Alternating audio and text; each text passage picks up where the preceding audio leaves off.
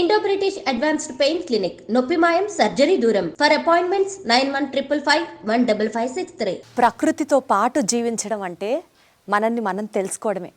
ప్రకృతి వ్యవసాయం అన్న పేరెత్తిన వెంటనే విజయరామ్ గారు అందరికీ సుపరిచితులు. ఆయన టక్కును గుర్తొస్తారు. అసలు ఈ ప్రకృతి వ్యవసాయం అంటే ఏంటి? వ్యవసాయం చేయడం ఇవాళ రోజున ఒక రైతుకి భారంగా మారుతున్న నేపథ్యంలో ప్రకృతి వ్యవసాయం కనుక చేస్తే ఒక రైతు నిజంగా సంతోషంగా ఉండగలడా? 43 ఎకరాల ఈ వ్యవసాయ క్షేత్రంలో అసలు ఏం జరుగుతోంది? ఎలాంటి మొక్కల్ని పండిస్తున్నారు? ఏమేం పంటలు జరుగుతున్నాయి? గో ఆధారిత వ్యవసాయం అంటే అసలు ఏంటి? 5 మోడల్ లేయర్ ఆఫ్ అగ్రికల్చర్ అనేది ఆయన చెప్పినంత సులభంగా జరుగుతుందా? అసలు ఎమరాల్డ్ స్వీట్స్కి సంబంధించిన కాంట్రవర్సీ ఏంటి? అల్టిమేట్గా విజయరామ్ గారు వ్యాపారం చేస్తున్నారా లేకపోతే వ్యవసాయాన్ని ప్రమోట్ చేస్తున్నారా? ఈ విశేషాలన్నీ ఆయనతో మాట్లాడుతూ ఆయన వ్యవసాయ క్షేత్రంలో అలా తిరుగుతూ ప్రకృతితో పాటు కాసేపు గడుపుతూ మరెన్నో విశేషాలు తెలుసుకునే ప్రయత్నం చేద్దాం రండి.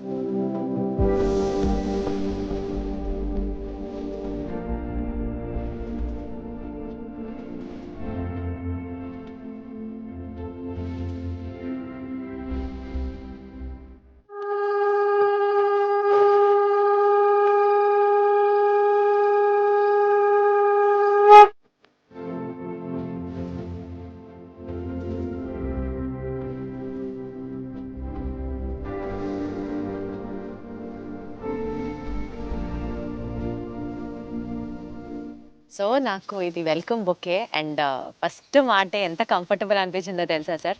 మీకోసం చేశాను పొద్దున్నే అని అన్నారు చూడండి. అంటే మీరు ఒక ఆర్టిస్ట్లో చేశారు అని అంటున్నారు కదా, అంత ఆర్టిస్టిక్ స్కిల్ లాగా మీకు ఎట్లా దీన్ని డిజైన్ చేశారు చెప్పండి. ఇది నాకు ఇన్స్పిరేషన్ కడపలో ఒక పెద్ద ఆయన, నేను మొన్న చిత్తూరు వెళ్తే ఆయన తీసుకొచ్చి నాకు ఇచ్చారు. ఆయన ఇంకా దీంట్లో ఇంకా పెట్టారు. నాకు అనిపించింది నా పొలంలో ఇన్ని ఉన్నాయిగా నేనెందుకు చేయకూడదు అని. ఆ పెద్ద మనిషి, ఆయన వయసు 70 ఏళ్ళు, ఆయన చేసి ఇచ్చారు. నేను దాన్ని ఫ్లైట్లో తెచ్చుకున్న హైదరాబాద్కి. వారం రోజులు ఉంది. మా అమ్మాయికి అన్నీ చూపించి దీన్ని ఎలా కట్టాడు ఆయన అన్నీ కూడా దాన్ని విడదీసి డ్రై అయిపోయిన తర్వాత అదే పద్ధతిలో నేను చేశాను. ఇప్పుడు ఇందులో మీరు ఏమేమి వాడారు చెప్పండి? మందారాలు, కరేపాకు, క్రైసాంతిమం, రోజాలు, వరి, అరటి, బెండ, గోంగూర, తమలపాకు, మిరియాలు, ఇవన్నీ బాదము, ఇవన్నీ ఇక్కడ ఉదయం 1 గంట కూర్చుంటే ఇది అయిపోయింది. అంటే ఇది చాలామంది ప్రకృతి వ్యవసాయం చేస్తున్నారు కదా, వాళ్ళ జిల్లాలో ప్రముఖులు వచ్చినప్పుడు రైతులకి ఒక అదనపు ఆదాయం ఇలా చూపించవచ్చు. దీంట్లో ఒక అగ్రికల్చర్ ఉంది, కల్చర్ ఉంది, రెండోది ఒక కళ ఉన్నది కదా. ఈ సున్నితత్వం కూడా అర్థమవుతుంది చూసేవాళ్ళకి చాలా. ఇప్పుడు బయట బజార్లో తీసుకొచ్చి పెట్టినా వాళ్ళు అలా తీసుకుని వాళ్ళ పక్కన పెట్టేస్తారు సెలబ్రిటీస్. ఇది ఇచ్చామనుకోండి ఖచ్చితంగా ఇంటికి తీసుకెళ్తారు. మీరు అన్నట్టు వారం రోజులు ఉంచుకొని ప్రతిదీ అజగా గమనించి వాడుకుంటారు. అసలు దీన్ని పారేయడం, పూలు డ్రై అయిపోతే బయట పెట్టేసి పారేయడం అన్నది ఇంక ఉండదు ఇందులో. చూడండి దీంట్లో ఎన్ని వర్ణాల వడ్లలో, నల్ల వడ్లు, ఎర్ర వడ్లు, పచ్చ వడ్లు, ఎన్ని రకాల రంగులు ఉన్నాయి కదా. ఆ రంగుల్ని కూడా కరెక్ట్గా మ్యాచ్ చేసి సెట్ చేశారు. చిక్కుడు, ఆ చిక్కుడు కూడా క్రీపరు చిక్కుడు. ఇదిగో ఇక్కడ ఒక బెండకాయ, మందారాలు, ఇది గోంగూర. ఈ స్థానికంగా ఉన్న రైతులందరూ ఇట్లా తయారు చేసి కలెక్టర్ గారికి ఇచ్చారనుకోండి, కలెక్టర్ గారి దగ్గరికి పెద్ద వాళ్ళు వచ్చినప్పుడు కలెక్టర్ గారు పిలుస్తారు వీళ్ళ బుకే తయారు చేయమని. స్థానికంగా వనరులతో స్థానికంగా ఒక ఆదాయాన్ని మనం నిర్మాణం చేసుకోవాలి. అంటే ప్రాబబుల్లీ సార్ వ్యవసాయం, ప్రకృతి ఆధారిత వ్యవసాయం మీరు కొంత జనాల్లోకి తీసుకొచ్చారు కదా, మనకి దగ్గరున్న వనరులతో maybe the most organic bouquet ever made అన్నది కూడా ఇది చరిత్రలో అట్లా నిలిచిపోతుందేమో సార్. అండ్ ఈ స్పెషల్ మూమెంట్ని నేను ఆస్వాదించడం చాలా సంతోషంగా అనిపిస్తుంది. మాకు అవకాశం ఇచ్చారు, మీరు రాకపోతే నేను చేసేవాడిని కాదు కదా. ఇది ఇలా పెళ్ళిళ్ళు చేయాలని మేము ఇప్పుడు 35 పెళ్ళిళ్ళు చేసాం. ఈ పెళ్ళిళ్ళలో ఇలా లోకల్ మెటీరియల్తోనే అలంకరణ, లోకల్ ఫార్మర్స్తోనే వంటలు నేర్పించటం. ఇలా ఇప్పుడు 3 తయారు చేసాం బ్యాచ్లుగా. వాళ్ళు రైతులు వంటలు చేస్తారు. ఇలా ఆ లోకల్ ఎకానమీ మనం అనేది ఏదైతే మనం క్రియేట్ చేస్తున్నామో దానికి సంబంధించిన అవసరాలు ఉన్నప్పుడు బయట పర్చేజ్ చేయకూడదు. బేగం బజార్కి ₹1 రాల ఈ 35 మంది పెళ్ళిళ్ళలో ఈ ముడి సరుకు కొంటాకి స్థానికంగా ఉన్న రైతులతోనే కొనిపించాం. ఇంకేం చేసాం, పెళ్ళిళ్ళలో పెళ్లి వేదికల దగ్గర టేబుల్స్ వేసి ఆ రైతులందరూ ఉత్పత్తులను ప్రదర్శన పెట్టాం. భోజనం తిన్న తర్వాత ఇవన్నీ బాగున్నాయి అన్నారు, ఆ రైతుల దగ్గర కొనుక్కోండి. అలా రైతులకి నేరుగా వాళ్ళ బంధువులందరినీ పరిచయం చేసాం. ఒక్కొక్కరు 15-20 వేల రూపాయలు అక్కడ అమ్మకాలు చేసుకున్నారు. ఒక్క పెళ్లిలో 20-30 మంది రైతులు పాలమూరులో చేశాం. బేసికల్గా సార్ నాకు అర్థమవుతుంది, రైతు అభ్యున్నత, సమాజ శ్రేయస్సు. ఇంకా చెప్పాలంటే సీతమ్మ వాకిట్లో సిరిమల్లె చెట్టు అని ఒక సినిమా ఉంది. అందులో మన ప్రకాష్ రాజ్ గారిది ఒక డైలాగ్ ఉంటుంది, అందరూ బాగుండాలి, అందులో నేను ఉండాలి. ఇదే డైలాగు నాకు ఆ క్యారెక్టర్ని లైవ్లో మిమ్మల్ని చూసి మీతో మాట్లాడుతుంటే అనిపిస్తుంది. అలాంటి విజయరామ్ గారితో ఒక స్పెషల్ క్యాండిడ్ ఇంటర్వ్యూ మీకోసం.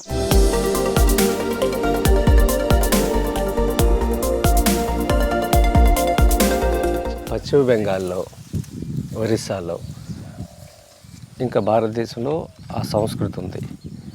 వాళ్ళు ఇలా పంట రాగానే సూర్యుడికి నమస్కారం చేసి, భూమికి నమస్కారం చేసి, ఈ మొదటి కంకెలు కోసి ఊరు మొత్తం స్థానికంగా ఉన్న మందిరాల్లో దాన్ని నూర్చి దంచి పొట్టు తీసి అప్పుడు పాయసం చేసి స్వామికి నివేదన చేసి, సూర్యభగవాన్ నివేదన చేసి ప్రతిమ చేనుకు వస్తారు.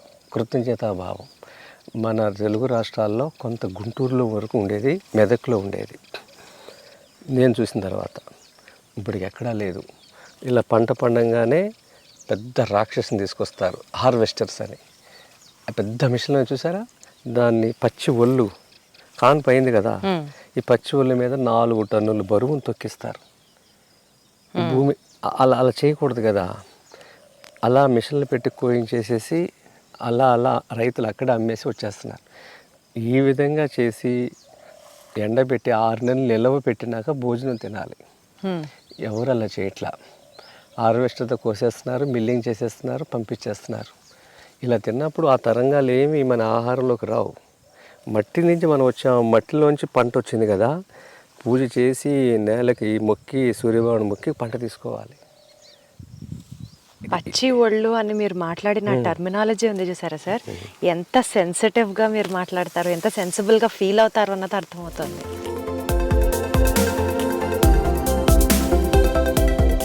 ఇలా పట్టుకోవాలి, ఇది చెయ్యి మీదకి రాకు, కిందకి పెట్టుకోవాలి. ఎంత కిందకు కోస్తే ఆవులకి అంత గడ్డి దొరుకుద్ది అనమాట. హార్వెస్టర్లు ఏం చేస్తే ఇక్కడ కట్ చేస్తాయి.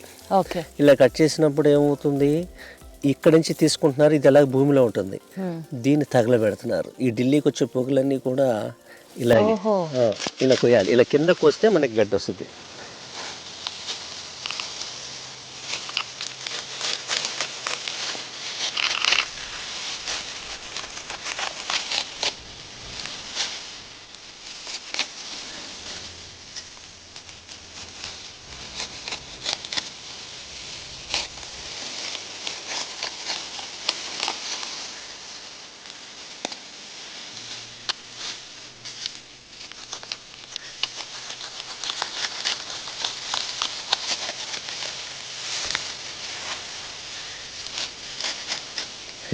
సార్ అయితే అసలు మీరు హార్వెస్టర్లని వాడరా? అంతా ఇట్లా మాన్యువల్ గానే చేస్తారా? మరి చాలా టైం వేస్ట్ అయిపోతుంది కదా సార్. ఇప్పుడు మనకి ఆవులను ఇచ్చాడు కదా, ఆవులకి గడ్డి కావాలి కదా. ఇప్పుడు మనకి హార్వెస్ట్తో కట్ చేస్తే ఇక్కడికి వస్తుంది, ట్రాక్టర్ గడ్డి తిందు, అంతే కదా. అంతే కదా. ఇంకా వాళ్ళకి ఆవులు లేకపోయినా పర్వాలా. రైతుకి ఆవులు ఉండాలి అంటే మనకి గడ్డి కావాలి కదా. మన ఆహారం ఇది కదా. మన బరువు 80 కేజీలు, 100 కేజీలు మనిషి బరువు. అదే ఆవు నంది బరువు 300 నుంచి 500 కేజీలు. అందుకే ఇంత గడ్డి ఇచ్చాడు. సరే ఎర్ర చీమలు మరి అన్నీ ఉంటాయి పొలంలో.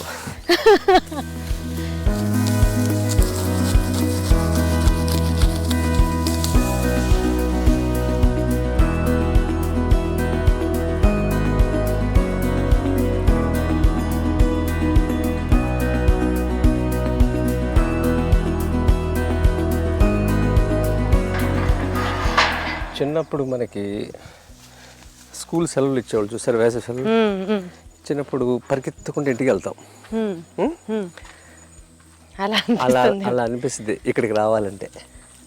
ఇక్కడి నుంచి వెళ్ళాలనుకోండి, స్కూల్ ఓపెన్ రోజు చేసిన రోజు నలబుద్ధిగా చూసారా, ఇక్కడి నుంచి వెళ్ళాలంటే అలా అనిపిస్తుంది. అసలు మీరు ఇక్కడ 24/7 ఇక్కడే ఉంటారా సార్? ఇలా ఉంటే మరి తిరగాలిగా, జిల్లాలో రైతులు చెప్పాలిగా. అంటే పని ఉన్నంతసేపు. నేను ఉండేది హైదరాబాద్లో ఉంటే రామకృష్ణ మఠం దగ్గర కార్యాలయం ఉంది. అక్కడ రైతులు రోజుకు 200 మంది వస్తారు. అందరు రైతులు ఇంత దూరం రాలేరు కదా.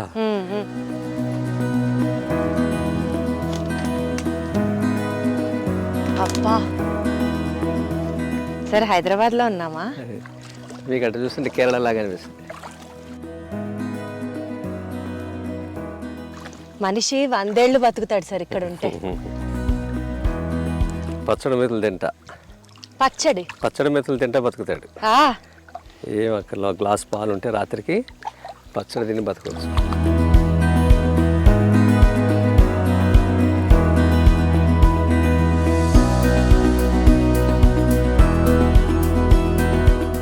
ఇవి రేక్కాయలు చూసారా?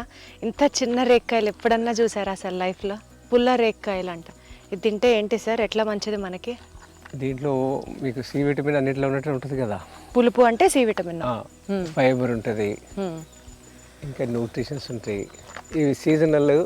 రెండోదేమో హైబ్రిడ్ చేయనివి. ఈ కలర్ వస్తే పండినాక టేస్ట్ ఉండదు అండి. ఇది పండిన తర్వాత వచ్చే రంగు. ఇవి పచ్చివి, బట్ స్టిల్ పుల్ల రేక్కాయలు.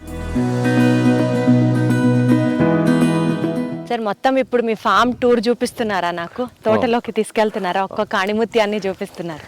ఇది కంది అమ్మ, ఇది కంది. దీంట్లో మనం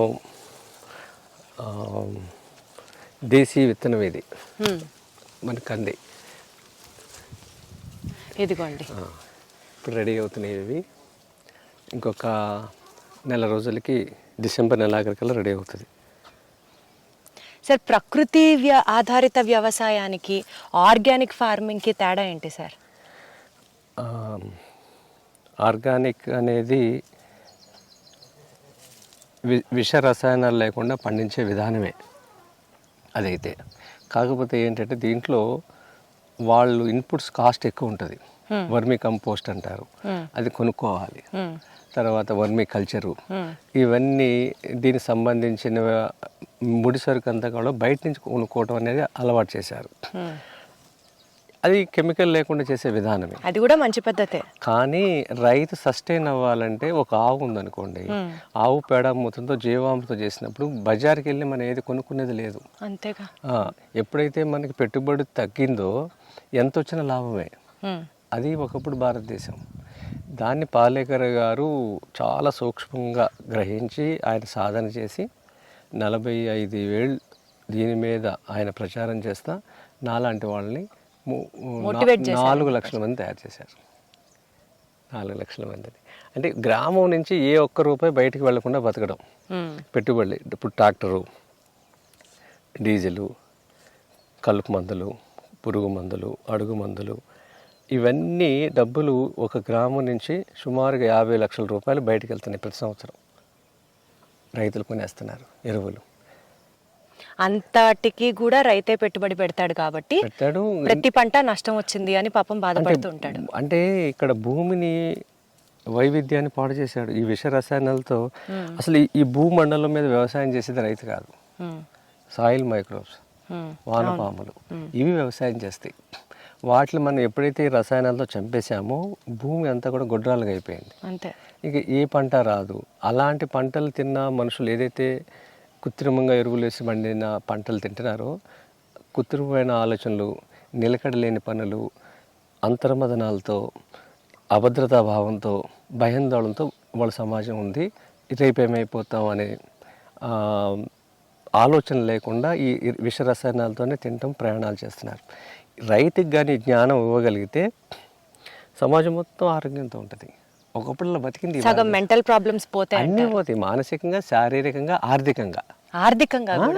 మీకు ఎకరంలో 3 లక్షలు చూపిస్తాను, నేను మీతో మాట్లాడతా. చూడండి ఎంత బాగుంది, ఒక్కసారి ఎట్టు చూడండి. భూలోకంలో ఇంద్రలోకంలో ఉంటున్నట్టుంది నాకు.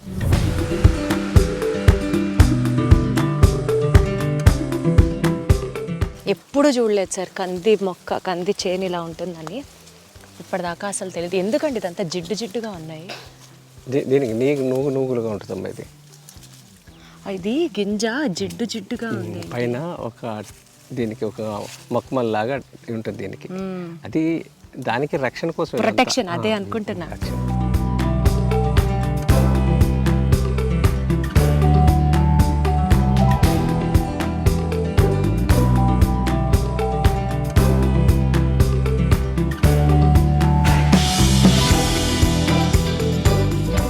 మనం ఎప్పుడైతే విష రసాయనాలు స్ప్రే చేయలేదో తేనెటీగలు చాలా బతుకుతాయి. తేనెటీగలు ఎన్ని బతికితే పాలినేషన్ అంత బాగా అవుతుంది.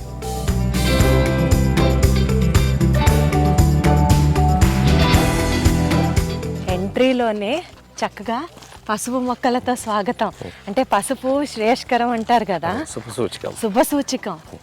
సో అలాంటిది న్యాచురల్ యాంటీబయాటిక్ పసుపు.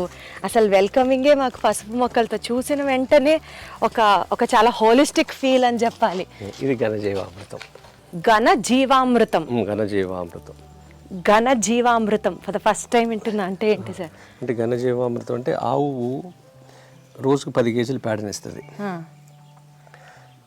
10 కేజీల పేడ మనం ఆ రోజుది, తర్వాత రోజుది, ముందు రోజుది, అలా 10 రోజులు నిల్వ పెట్టుకోవచ్చు. ఈ నిల్వ పెట్టుకున్న దాంట్లో సుమారు 200 కేజీలు అయిందనుకోండి, దాంట్లో 2 కేజీలు బెల్లం నీళ్ళు, 2 కేజీల శనగపిండి చల్లేసేసి ఇలా ఆరబెట్టాలి. చెట్టు నీడని కానీ ఇలా ఏమైనా. బెల్లము శనగపిండి, బెల్లం నీళ్ళు. దీంట్లో 1 గ్రాములో 3 కోట్ల మైక్రోబ్స్ ఉన్నాయి. ఓకే. ఈ సృష్టిలో ప్రతిదానికి క్యాలరీస్ కావాలి, అలాగే ప్రోటీన్స్ కావాలి కదా. ఈ క్యాలరీస్ కోసం బెల్లం, ప్రోటీన్ కోసం ద్విదళానికి సంబంధించిన పిండి, అది ఏదైనా. అంటే మనకి శనగపిండి, పెసరపిండి, మినపిండి, దాన్ని ఈ 2 కాంబినేషన్లో ఇచ్చినప్పుడు అది ప్రతి 2 అవర్స్కి రెట్టింపు అవుతూ ఉంటాయి, పుడతా ఉంటాయి. అలా 48 అవర్స్ వరకు పుడతాయి. 1 గ్రాములో 3 కోట్లు ఉంటే మరి ఎన్ని వేల మిలియన్లు ఉంటాయి మైక్రో. ఇది జీవామృతానికి అలా లిక్విడ్ రూపంలో చేస్తారు, అదను జీవామృతం అంటారు. దీంట్లో ఆవు పేడ, ఆవు మూత్రం, బెల్లం, శనగపిండి ఉంటుంది. నీడ నారబెడతాం, వారం రోజులు ఇలా ఆరిపోతుంది. ఇది ఎకరానికి 200 కేజీలు జల్లుకొని ఏ మొక్క పెట్టినా, మీకు ఆ పసుపుని చూసారా? ఇంకా మీరు ఇదే వాడతారా సార్? జీవామృతం ఇదే వాడతారు. ఘనజీవామృతం, జీవామృతం. ఘనజీవామృతం సాలిడ్, జీవామృతం లిక్విడ్. అది కూడా చూపిస్తా. ఇంకేం ఉండదా సార్? ఇన్ని ఎకరాల పంట అద్భుతంగా పండడానికి ఇదే. అదే ఒక కావు ఉంటే ఇలా 30 ఎకరాలు చేయొచ్చు అంటాడు పాలేకర్ గారు. ఏ పెట్టుబడి పెట్టని చెప్పండి. గ్రామం డబ్బులు గ్రామంలోనే ఉంటాయి, నగరాల డబ్బులు గ్రామానికి వస్తాయి. అందరూ ఇలా చేశారు. రైతుకి ఇది ఈజీయా అన్నది ఒక డౌట్. అంటే జ్ఞానం, అదే అంటున్నా. క్షేత్రస్థాయిలో ఇలా ఒకరోజు సమయం ఇచ్చి చూస్తే నమ్ముతారు సిద్ధాంతాన్ని, చూడకపోతే నమ్మరు. చెప్తే విని వదిలేస్తారు, చూసినప్పుడే నమ్ముతారు ఏదైనా. ఆ చూపించడానికే ఇక్కడికి నేను రమ్మన్నాను. ఇదే ఇంటర్వ్యూ మీ ఛానల్లో చేశాను అనుకోండి, 4 గోడల మధ్య మన ఆ మాటలే వింటారు కానీ దృశ్యం లేదు. Correct. Light travels faster than sound. అదే, అందుకనే చూపించడం అనేది చాలా ఇంపార్టెంట్. ఇప్పుడు మనం ఘన జీవామృతాన్ని చూసాం, ఇప్పుడు జీవామృతాన్ని చూస్తున్నాం. ఇది మన దగ్గర రాలిపోయిన ఆకులు ఉంటాయి కదా, వయసు అయిపోగానే రాలిపోతాయి ఏదైనా. ఆ రాలిపోయినప్పుడు ఈ ఆకులు, అలములు అన్నీ ఇలా దశిస్తాం. దీంట్లో ఈ జీవామృతం, ఇది 10 కేజీల పేడ, 10 లీటర్ల మూత్రం, 2 కేజీల శనగపిండి, 2 కేజీల బెల్లం, ఇంత దోసెడు మట్టి, అన్నీ నీళ్ళు పోసేస్తాం. ఇక్కడ వరకు పోసేస్తాం. 2 రోజులు అట్టు పెడతాం. 2 రోజులు అట్టు పెట్టినాక దీంట్లో మనం ఉదయం, మధ్యాహ్నం, సాయంత్రం ఇలా క్లాక్ వైస్ తిప్పాలి. లోపల బ్యాక్టీరియాకి ఆక్సిజన్ అందాలి.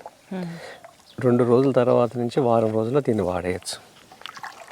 ఇదనమాట. ఇది దీంట్లో బోల్డ్ బ్యాక్టీరియా ఎంత ఉంటుందంటే, దీంట్లో బ్యాక్టీరియా ఈ ప్రపంచంలో మనుషుల కన్నా ఎక్కువ ఉంటాయి. ఇక్కడ దీంట్లో చేతులు ఉన్న బ్యాక్టీరియా, ఈ ప్రపంచంలో ఎంతమంది మనుషులు ఉన్నారో దానికన్నా ఎక్కువ బ్యాక్టీరియా దీంట్లో ఉంది. సో ఇది ఫుల్ బలం. ఇదే కనుక మొక్కలకి వేస్తే, ఇది బలం కాదు, ఇది కల్చరు.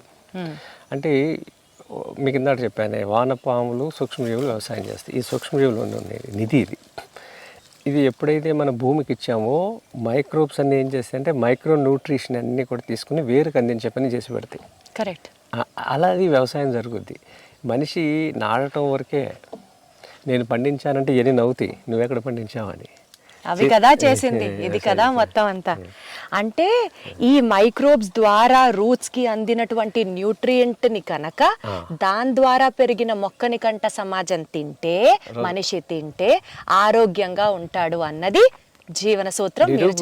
నిరూపించబడింది. నిరూపించబడింది. అంటే ఇప్పుడు భూమిలో మీకు అన్నీ ఉంటాయి, కానీ మొక్క అందుకునే స్థితిలో ఉండదు. ఇది ప్రత్యేకంగా చెప్తారు పాలేకర్ గారు. ఎట్లా అంటే, నాన్న కష్టపడతాడు, ఉద్యోగం చేస్తాడు, జీతం తీసుకొచ్చి ఎవరికి ఇస్తాడు? అమ్మకిస్తాడు కదా, అమ్మకిస్తాడు. తర్వాత ఇంటికి కావాల్సిన ముడి సరుకులు, బియ్యం, పప్పులు, నూనెలు ఎవరు తీసుకొస్తాడు? నాన్న తీసుకొస్తాడు, అమ్మకిస్తాడు. ఇవి ప్లేట్లో నేరుగా మనకి పెట్టుద్దమ్మా, బియ్యం, పప్పు, దాన్ని చక్కగా వండి పెడుతుంది కదా. అదనమాట. భూమిలో అన్నీ ఉన్నాయి, కానీ చెట్టు అందుకునే స్థితిలో ఉండవు. సో వాటికి దగ్గర దాకా అందించేవి మైక్రోబ్స్. ఇది వాటి పాత్ర అది. అది గాట్ ఇట్. దీంట్లో ఈ భూమి అంతా కూడా అన్నపూర్ణేశ్వరి. భూమి చెడిపోయింది, భూమిలో పోషకాలు లేవు అనేది లేదు. ఈ భూమి అంతా అన్నపూర్ణేశ్వరి. మరి అడవిలో లక్షల సంవత్సరాల నుంచి అది సెల్ఫ్ సస్టైనల్ అవుతుంది. అడవిలో చీమ దగ్గర నుంచి ఏనుగు వరకు ఉన్నాయి జంతువులు, అంతే కదా. గడ్డి పరక నుంచి మహావృక్షం వరకు ఉన్నాయి, కీటకాల నుంచి పక్షుల వరకు ఉన్నాయి కదా. ఇవన్నీ కలిసి సహజీవనం చేస్తున్నాయి. ఎప్పుడూ కూడా వాటిల్లో మధ్యలో కాంపిటీషన్ రాలా కదా, అన్నీ కలిసి ఉన్నాయి. అది ఎవరి మీద ఆధారపడాలి అడవి. రెండు, ఇరిగేషన్ డిపార్ట్మెంట్ లేదు, వాటర్ ఇరిగేషన్ లేదు కదా, ఎవరు సూపర్వైజ్ చేయకపోయినా చక్కగా హార్మనీలో ఉన్నాయి అవి. డ్రిప్ ఇరిగేషన్ లేదు, ఫ్లడ్ ఇరిగేషన్ లేదు, దానికి ఒక మంత్రిత్వ శాఖ ఎవరూ లేరు. అంటే అవి బతకటాకి అట్లా ఇవన్నీ కలిసి బతుకుతున్న దాన్ని పాలేకర్ గారు, ఈయన మన వ్యవసాయంలో గోవు పాత్ర ఏంటి అనాదిగా, అడవి ఎందుకు స్వయం ఆధారితంగా స్వయం పోషకాలతో స్వయం సమృద్ధి చెందుతుంది అనేది పరిశోధన చేసి ఆవుని అడవిని అనుసంధానం చేసి తయారు చేసింది తీసుకొచ్చిందే ఈ ప్రకృతి వ్యవసాయం. 5 లేయర్ మోడల్లో. దీన్ని సుభాష్ పాలేకర్ కృషి అంటున్నారు ఆయన. ఇప్పుడు ఒకప్పుడు ప్రకృతి వ్యవసాయం అని పిలిచేవారు, ఇప్పుడు దానికి నాకంటూ ఒక పేరు ఉండాలి, ఈ భూమి మీద నేను ఇది కనుక్కున్నాను అని. ఇప్పుడు థామస్ ఆల్వా ఎడిసన్ ఎలా అయితే బల్బు కనుక్కున్నాను, నేను నా పేరు చెప్పుకుంటూ తప్పేంటి అనేది ఆయన ఇప్పుడు ఆలోచన చేశారు. చేసి ఇప్పుడు ఎస్పీకే అంటే సుభాష్ పాలేకర్ కృషి అంటే వ్యవసాయం. అది ఇది గ్లెర్సీడియా. ఇది మనకి కట్ చేసి కొమ్మలు మల్చింగ్ మెటీరియల్ కింద, ఇదంతా మల్చింగ్ అనమాట. ఇప్పుడు మన కలుపు అనేది ఊరికి వచ్చేస్తూ ఉంటుంది, మనకి అది అనవసరం. ఇది ఎప్పుడైతే మన భూమిని కప్పిపెట్టామో ఇక సూర్యరశ్మి పడకపోయేసరికి కలుపు పెరిగే అవకాశం లేదు. దానికోసం ఇలా వాడుకోవాలి.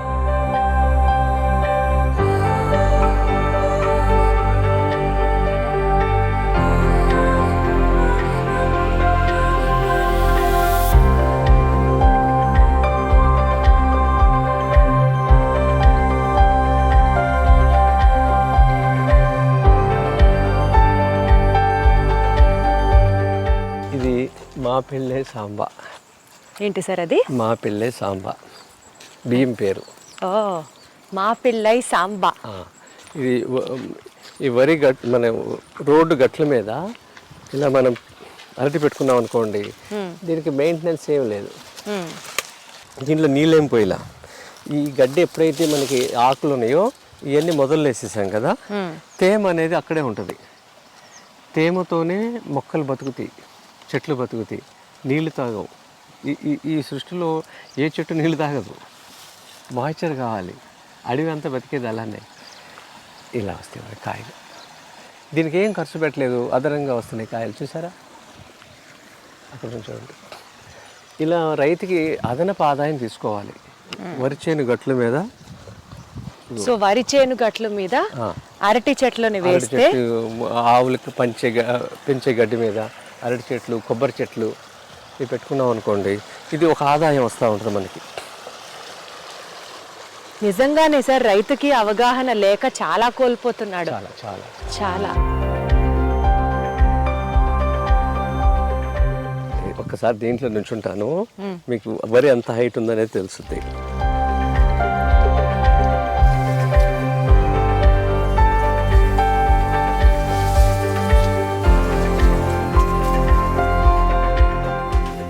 ఈ హైట్ అసలు ఇంత హైట్ లో వరి నిజంగా వరి చేనులో కూడా చూడమేమో సార్.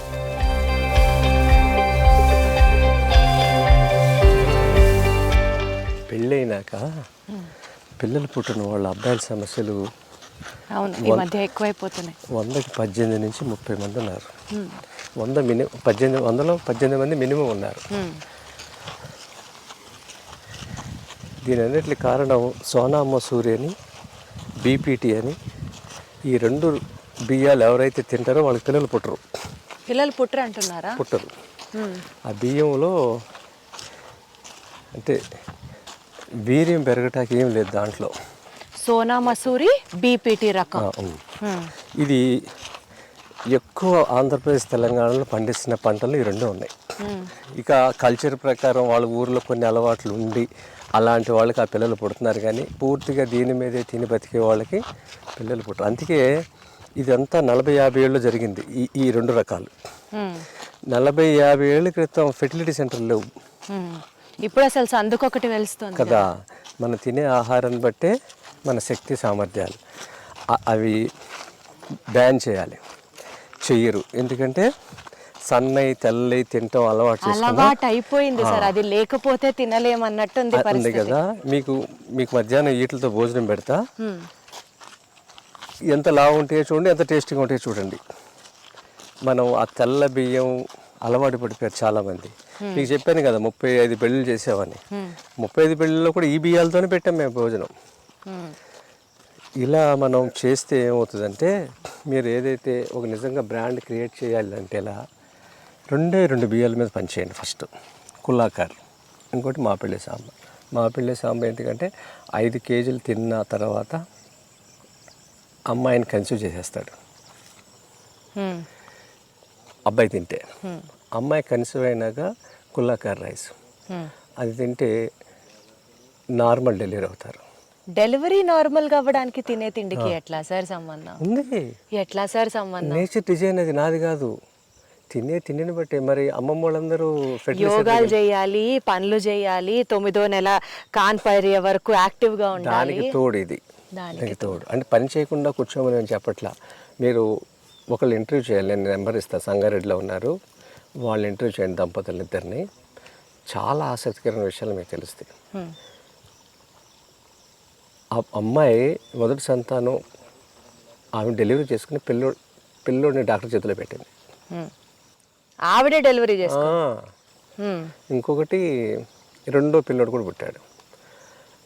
వాళ్ళని కానీ మీరు చేస్తే అదొక ఇన్స్టిట్యూట్ పెట్టాలి అనేది చెప్పాను నేను వాళ్ళకి. ఇప్పుడు ఇలాంటి భోజనం అందిస్తాం. ఆ అమ్మాయి ఏవైతే ఎక్సర్సైజ్ చేసిందో 2వ కాన్పుకి 3 నిమిషాల ముందు వెళ్ళింది హాస్పిటల్కి. పెయిన్స్ వచ్చిన తర్వాత 3 నిమిషాల ముందు అడ్మిట్ అయ్యింది. కాన్పు చేసుకుని ఈవినింగ్ వచ్చేసింది. అంటే న్యాచురల్ డెలివరీ అంటే ఒకప్పుడు మన మామలు చూసినవే కదా అదంతా. అంటే అలాంటి భోజనం తిన్నారు, అలా పనులు చేశారు.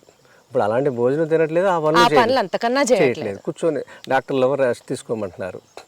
ఇవన్నీ కదలాలి. అందుకని ఇండియన్ కమోడ్ మనం వాడాలి. వెస్టర్న్ ఏంటి, ఇప్పుడు అందరి ఇళ్ళలో వెస్టర్న్ కమోడ్ ఉంది, దానివల్ల ఈ కండరాలు కదలట్లేదు. అందుకని ఇండియన్ కమోడ్స్ ఒకప్పుడు వాడారు, ఇళ్ళల్లో ఊర్లో అన్నీ అవే కదా. అట్లా జరగాలి, అలా జరగట్లేదు. ఈ ఎక్సర్సైజ్ అంతా సహజ ప్రక్రియలో మనం చేసుకునే పనులతో మన అవసరాలకి అలా జరిగింది, కాన్పులు అయిపోయినాయి అంతే. అదే మీ ఇంట్లో ఏది వెస్టర్నైజ్ ఉంటుందా సార్? అంతా ఇండియన్ సిస్టమ్ ఉన్నాయి, అది ఉంది, ఇది ఉంది.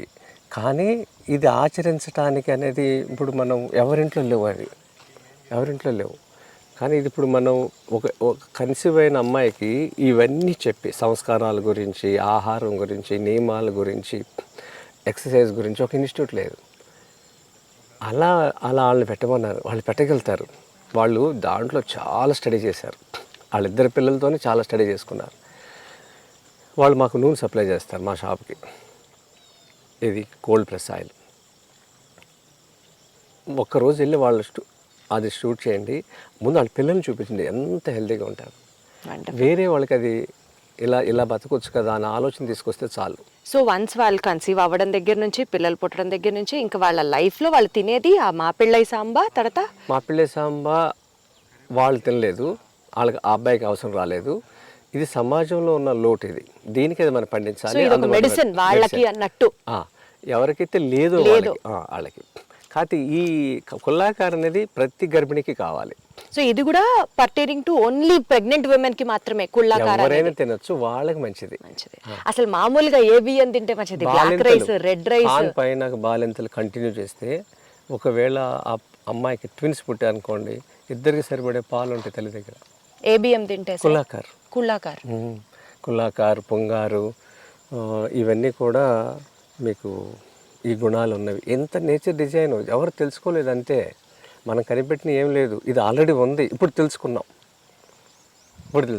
ఇంకొకటి ఏమన్నారు? కుల్లాకార్ ఒకటి, ఇంకొకటి పుంగారు, లోహాంది ఇవన్నీ కూడా ఈ గుణాలు ఉన్నవి.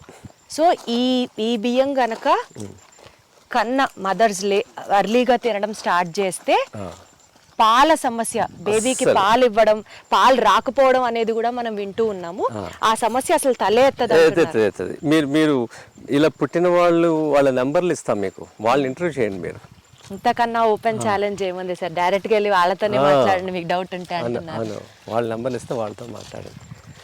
ఒక అమ్మాయి అమెరికా వెళ్ళింది, అక్కడికి పంపించారు వాళ్ళ నాన్నగారు, మామగారు. అమ్మాయి ఏడుపు ఆనందం, పాలు ఎక్కువైపోయినాయి, ఏం చేయాలి? తర్వాత తీసి అక్కడ బ్యాంకులు ఉంటాయంట, అవును, వాళ్ళకి ఇచ్చిందంట. ఇక్కడ కూడా ఇండియా రాగానే ఫస్ట్ నా షాప్కి వచ్చింది, ఆనందం పంచుకుంటాకి. అది కదా సార్ నిజమైన విక్టరీ అచీవ్మెంట్ అంటే.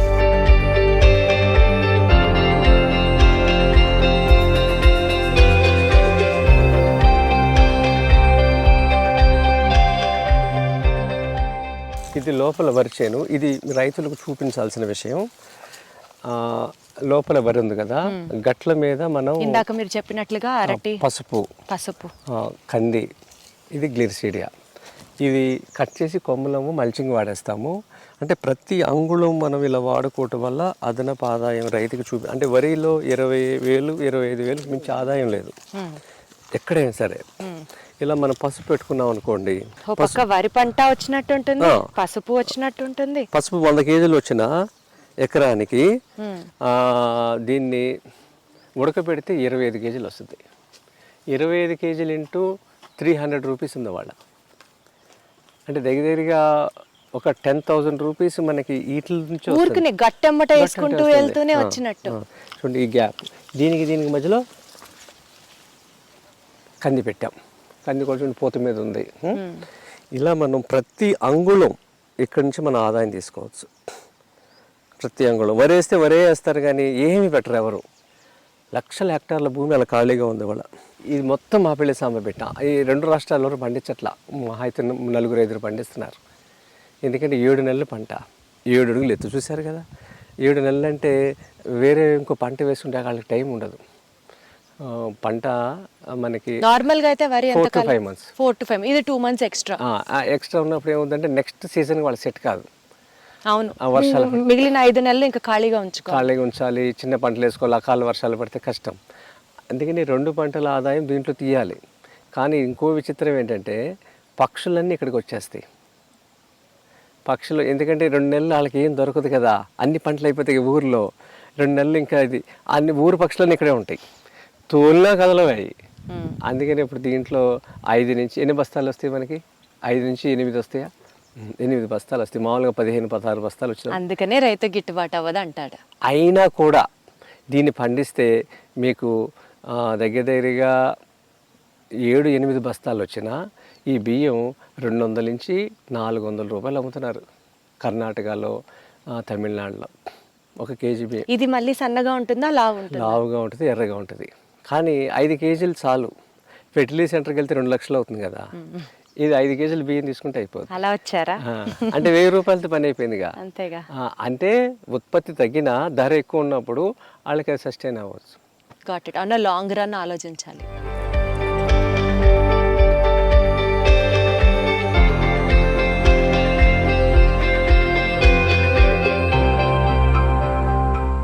ఇక్కడ ఏ మొక్క వేయాలి, ఏ పంట పండించాలి, ఇదంతా మీరే డిసైడ్ చేస్తారా సార్? ఇది ఆల్రెడీ కొన్ని బంధాలు వరి కోసం రెడీ చేసి పెట్టుకున్నవే. దాంట్లో వరిలో రకాలన్నీ నేనే డిసైడ్ చేస్తాను. ఏది మనం ఎవరు పండించట్లేదు అనే దాని మీద ఎక్కువ కాలం పంటలు అంటే ఈ మొత్తం 44 ఎకరాల్లో ఉన్న ఈ ఫార్మ్ అంతా మీదేనా? మొత్తం సోలోగా? మాది మా అన్నదమ్ములు, మేము మొత్తం 4 అన్నదమ్ములు. 4 అన్నదమ్ములు కలిసే ఉంటాము, కలిసే తీసుకున్నాము. అయితే వాళ్ళు, నేను మిఠాయి షాపు దూరంగా ఉన్న చాలా కాలం నుంచి, అది అక్కడ నా పని వాళ్ళు చూసుకుంటున్నారు. వాళ్ళందరి కోసం ఇది నేను ఇక్కడ చేస్తున్నా. మీది బేసికల్గా వ్యవసాయ ఆధారిత కుటుంబం? లేదు లేదు లేదు, నేను హైదరాబాద్ వచ్చినాక నేర్చుకున్నా. ఊర్లో వ్యవసాయ భూమి లేదు. బేసిక్గా మీ నేపథ్యం ఏంటి సార్? నేను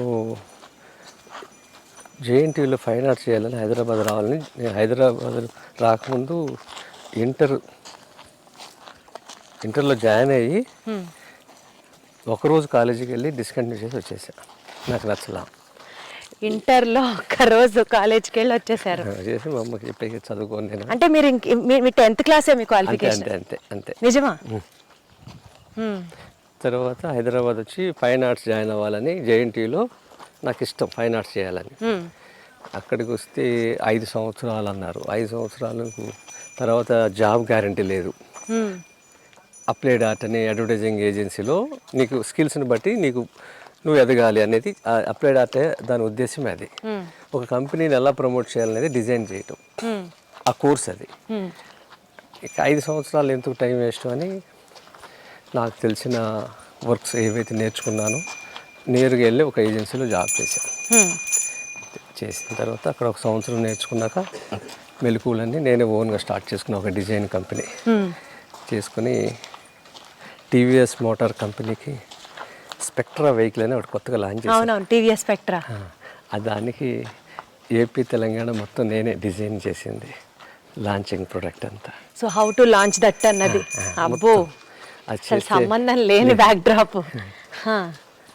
ఆ రోజుల్లో నాకు 1998లో 5 లక్షల రూపాయలు నాకు ప్రాఫిట్ వచ్చింది. ఇక్కడ నుంచి ఇంకా నేను డిజైన్స్ చెయ్యను చేశా. మహేంద్ర కూడా చేశా, వాళ్ళు అడిగారు. ఇక మన్నయ్య అంటే ఫుడ్ బిజినెస్ ఇంట్రెస్ట్, ఆయన కోసం దిగా నేను. ఆయన మజిలీపట్నంలో ఉండేటప్పుడు ఆయన కోసం, మాది బందర్ కదా, బందర్ లడ్డుని ఇక్కడ హైదరాబాద్ తీసుకురావాలి అనేది ఆయన ప్రయత్నం. అలా బందర్ని హైదరాబాద్ తెచ్చాం. ఆ లడ్డూతో మొదలుపెట్టి ఇక ఒక దాంతో కాదని ఇంకా అలా అలా అలా స్వీట్స్ సామ్రాజ్యం అలా విస్తరించారు. అనుకోకుండా జరిగింది. కానీ తర్వాత ఈ పాలేకర్ గారి పరిచయం అవటం, వ్యవసాయము, రాజీవ్ దీక్షిత్ గారి పరిచయం అవటం, ఇవన్నీ ఇక ఒకటి భూమి తీసుకుని, అప్పటి వరకు మేము ఏదైతే సంపాదించుకున్నామో మొత్తం తీసుకొచ్చి భూమి కొనుక్కున్నాం. వచ్చి ఈ వ్యవసాయం చేయడం మొదలుపెట్టాం.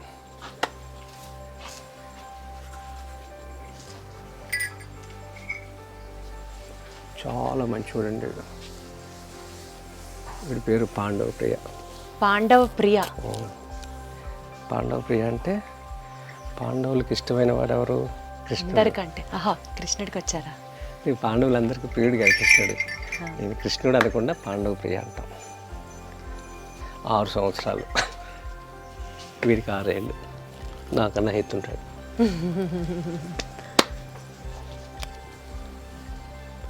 వీడి పేరు శంకరయ్య. శంకర్ పేరు శంభు. బా పిలిస్తే పలుకుతున్నాయి కదా సార్.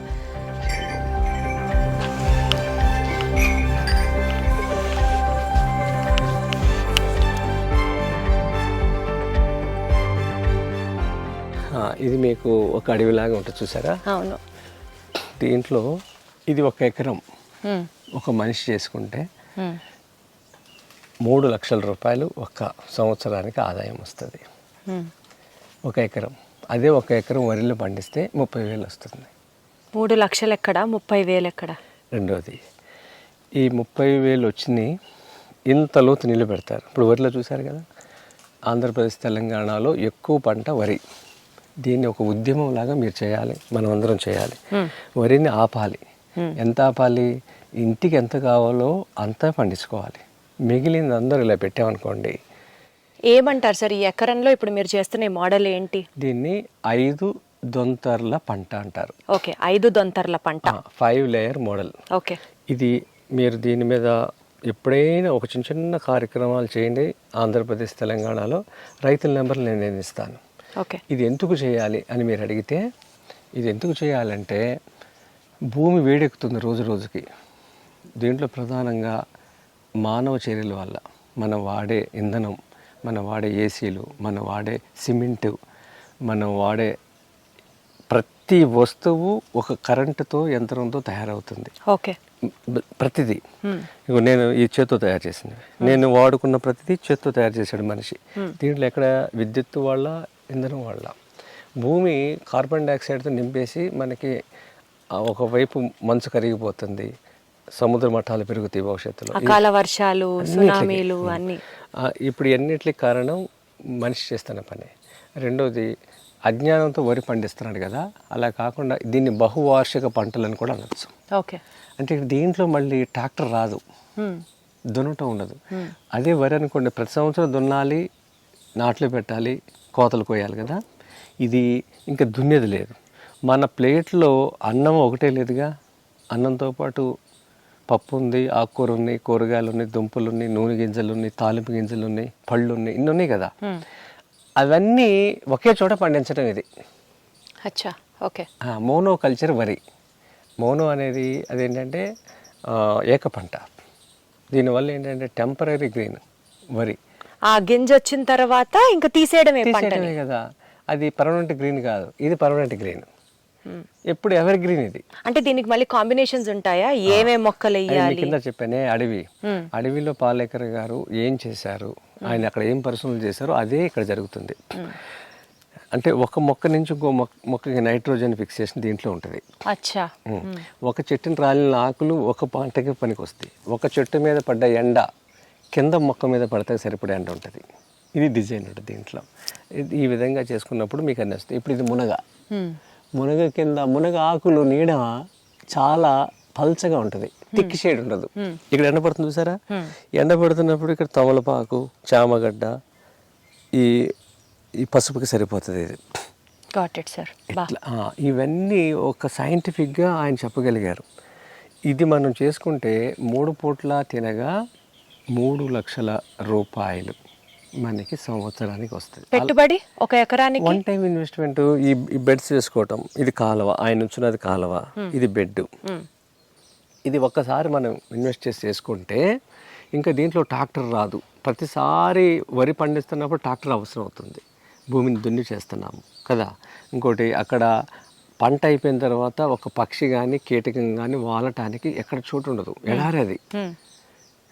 పంట ముందు కూడా పచ్చని ఎడారి, పంట అయినా కూడా ఎడారే. పక్షి ఉండటానికి ఆవాసం అవుతుంది ఇదంతా. ఇప్పుడు ఎన్ని పక్షులు అరుపుతున్నాయి, పక్షులు అరుపులు పెడతాయి చక్కగా. వరి చేలో ఇది ఎక్కడ కుదురుతుంది కదా. అసలు మీరు మంచం వేసి పడుకుంటే తినకుండా నిద్ర వచ్చేస్తుంది ఇక్కడ. నిజంగా చాలా ప్రశాంతంగా ఉంది, ఎంత చల్లగా కూడా. దీంట్లో ఇప్పుడు మీకు చూపిస్తాను దగ్గర ఏమున్నాయి అనేది. ఇదిగోండి, ఇది ఈ లైన్. దీంట్లో మీకు 60x60, ఇది 60x60 అడుగులు. ఓకే. 60x60 అడుగుల్లో అంటే 400 గజాలు సుమారుగా. 400 స్క్వేర్ యార్డ్లో ఈ మొత్తం మొక్కలు 81 చెట్లు వస్తాయి. ఓకే, 81 చెట్లు 400 గజాల్లో. దాంట్లో ఏంటంటే 20 చెట్లు అరటి చెట్లు వస్తాయి. ఓకే. 16 మెడిసినల్ కానీ బొప్పాయి కానీ వస్తాయి. ఓకే. ఇవి 36 వస్తాయి. ఈ లైన్ అంతా మునుగుని చూసారా, ఒక కొబ్బరి చెట్టు వస్తుంది, ఇంకా 9 రకాల పళ్ళ చెట్లు వస్తాయి. ఏ రకమైన పర్వాలేదు. దీంట్లో లెక్క ఉంది.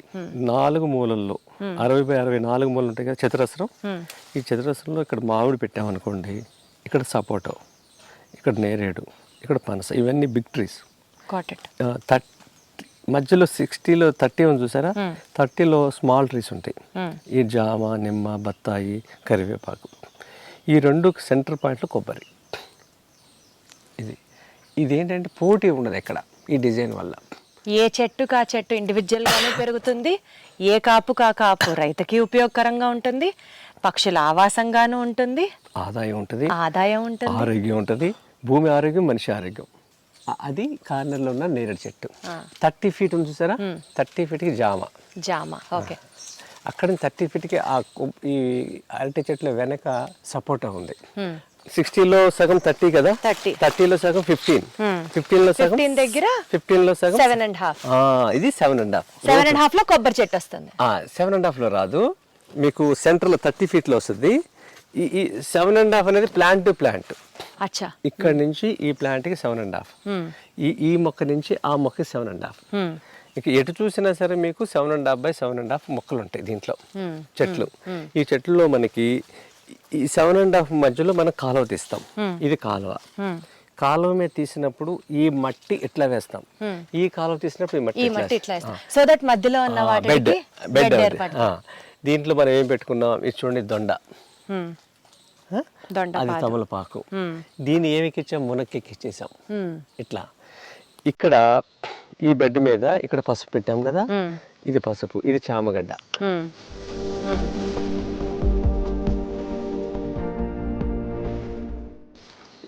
ఇది అల్లం. తర్వాత ఇది మిరియాల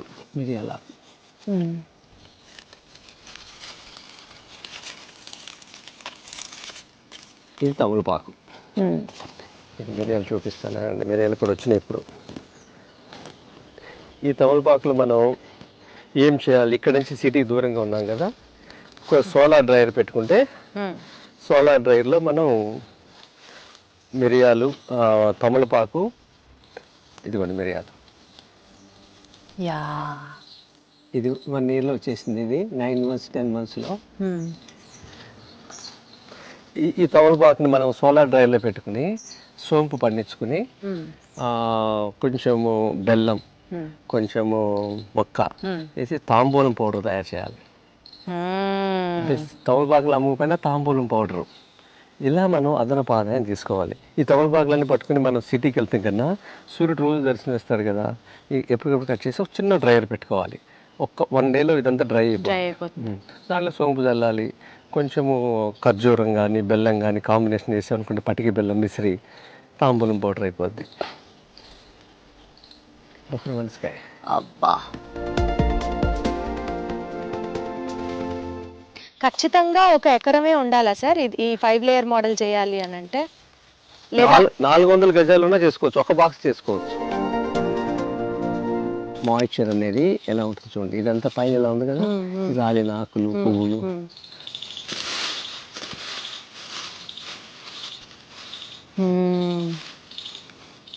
గతంలో వేసిన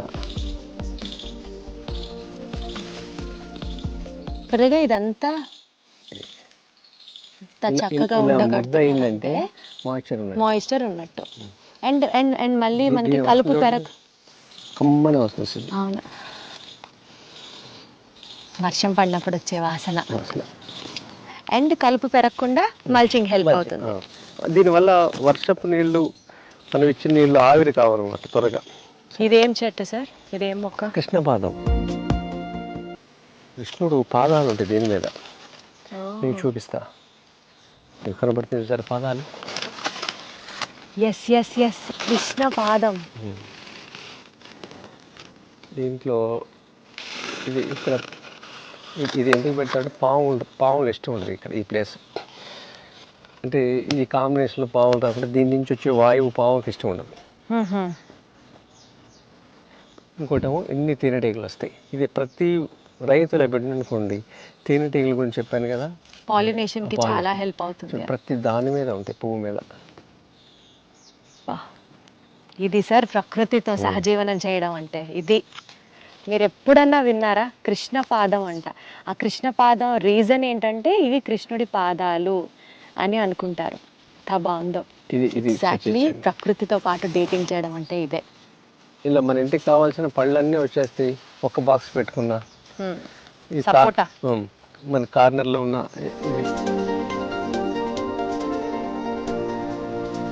చెట్టున పండినాక కట్ చేస్తే దాని టేస్ట్ వేరే ఉంటుంది.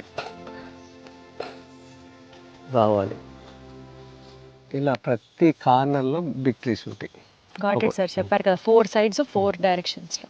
సో ఇది 5 layer మోడల్ అంటే క్లియర్గా వీడియో అంతా చూస్తే మీకు అర్థమవుతుంది. బట్ ఒక టేక్అవే పాయింట్, వరి గనక ఇంతే ఏరియాలో గనక మీరు పండిస్తే మీరు చెప్పినట్లు 30,000 రూపాయలు సంవత్సరానికి ఆదాయం సమకూర్చుకున్న వాళ్ళు అవుతారు. అదే ఈ 5 లేయర్ మోడల్ని కనుక మీరు అడాప్ట్ చేసుకుంటే మీ income would be 3 lakhs per year. 10 times 10 times increase. Water వచ్చేసి మనం దాంట్లో వరిలో ఎంత వాడుతున్నామో దీంట్లో వాడేది 3%. వరిలో వాడే దాంట్లో 3%. 3% తక్కువ నీటితో 10 times ఎక్కువ రాబడితో ఉండేదే ఈ 5 లేయర్ మోడల్. ఇదేమో అద్దసార్ అంటారు. ఇది మెడిసినల్ ప్లాంట్. బొప్పాయి ప్లేస్లో ఇది పెట్టాము. ఇది అజీర్త చేసిన పిల్లలు ఏడుస్తూ ఉంటారు. పిల్లవాడు ఏడుపుని బట్టి అమ్మమ్మ చెప్పేస్తారు. ఆకలి ఏడుప, బాధ ఏడుప. ఇది పొట్ట మీద వేస్తారు నూనె కాల్చి. అరుగుదల వాడికి ఏ కడుపు నొప్పున్నా పోతుంది. దీని గుణం అది.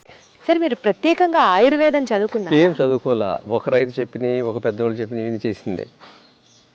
ఇంట్రెస్ట్ ఉంటే ఇదిగో ఇలాగే జ్ఞానాన్ని పెంచుకుంటూ ఉంటారు. ఈ మొక్క పేరు ఏమన్నారు ఇంతకి? అడ్డసర అంట. అడ్డసర.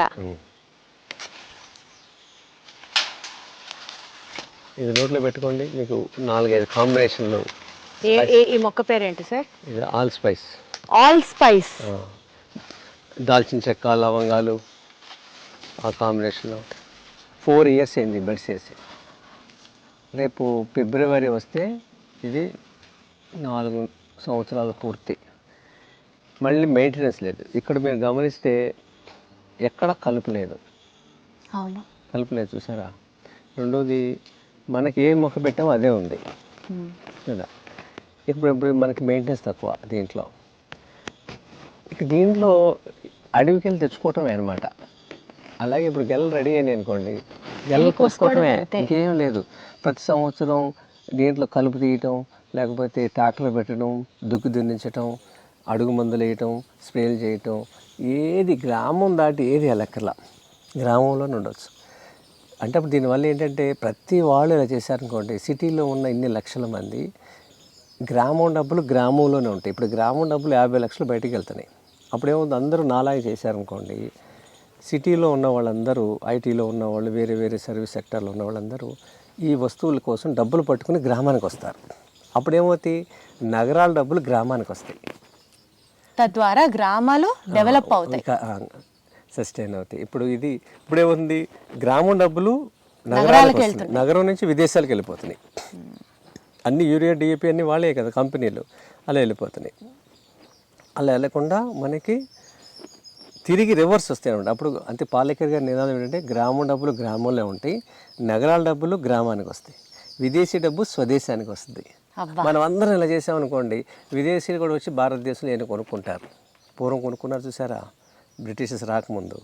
అలా మళ్ళీ అందరూ కొనుక్కుంటారు. ఇక్కడ మీకు చిన్న గమనిస్తూ ఉంటే ఒక చిన్న చూపిస్తా చూడండి. సరే, ఇదిగోండి సారీ చామగడ్డ. ఇప్పుడు ఇది మల్చింగ్ చేశాను, చూసారా? ఇది వర్షానికి తరిగి ఇక్కడ ఉందో ఇలా పడిపోయింది. ఇది ఇలా కనబడుతుంది గోడలాగా. ఇలా ఈ కాలం అనేది ఇలాగే ఉంది. దీన్ని మళ్ళీ మనం మెయింటెనెన్స్ చేయటం కూడా లేదు. ఇక మనకి ఖర్చు ఏమీ లేదు దీంట్లో. ఒక్కసారి చేసుకోవటంలోనే ఖర్చు, తర్వాత మన ఆదాయం తీసుకోవటానికి. ఇప్పుడు హితేష్ పటేల్ ఉన్నాడు మహారాష్ట్రలో. ఆయన ఎకరంలో 6 లక్షలు సంపాదిస్తున్నాడు. కానీ ఆ మాట నేను ఎక్కడ చెప్పను. ఎందుకంటే 6 లక్షలు అనగానే చాలామంది వేరేగా ఊహించుకుంటారు. వెళ్ళి చూసిరమ్మంట వాళ్ళది. ఆయన ఏమంటున్నాడంటే, ఇప్పటికీ ఆయన చేయబట్టి 5-6 ఏళ్ళు అయిపోయింది. నెక్స్ట్ 4 yearsలో నా ఆదాయం ఎకరంలో 12 లక్షలు చూపిస్తానంటాడు. అబ్బా! అంటే ఎన్ని పంటలు ఉన్నాయంటే, సూపర్ మార్కెట్లు ఏమున్నాయో అన్నీ అక్కడ ఉన్నాయి, ఉప్పు తప్ప. ఉప్పు మనకి సముద్రం నుంచి వస్తుంది, అది వేరే పద్ధతి. అంటే అన్నీ గ్రామంలోనే దొరుకుతాయి అంటాకి ఆయన ఆ మాట చెప్తాడు. అలాగే ఇప్పుడు మీకు చూపించా, చూసిన తర్వాత ఆయన చూసిన తర్వాత నేను మిరియాలు పెట్టా. ఇక్కడ మిరియాలు వస్తుందా రాదా అని భయం ఎందుకు పెట్టి. ఇప్పుడు మీరు 4 ఏళ్ళు అవుతుంది అంటున్నారు కదా ఫిబ్రవరికి, ఏడాదికి మీరు ఎంత తీస్తున్నారు చెప్పండి? రైట్, మంచి క్వశ్చన్ ఇది. కాకపోతే ఏంటంటే, ఇది నేను పెట్టింది 1/4 ఎకరం. 1/4 ఎకరం అంటే ఇలాంటి బాక్సులు ఎన్ని వస్తాయి? 1/4 ఎకరంలో 10 వచ్చినాయి అంటే 1/4 ఎకరంలో 2.5 అంతే కదా.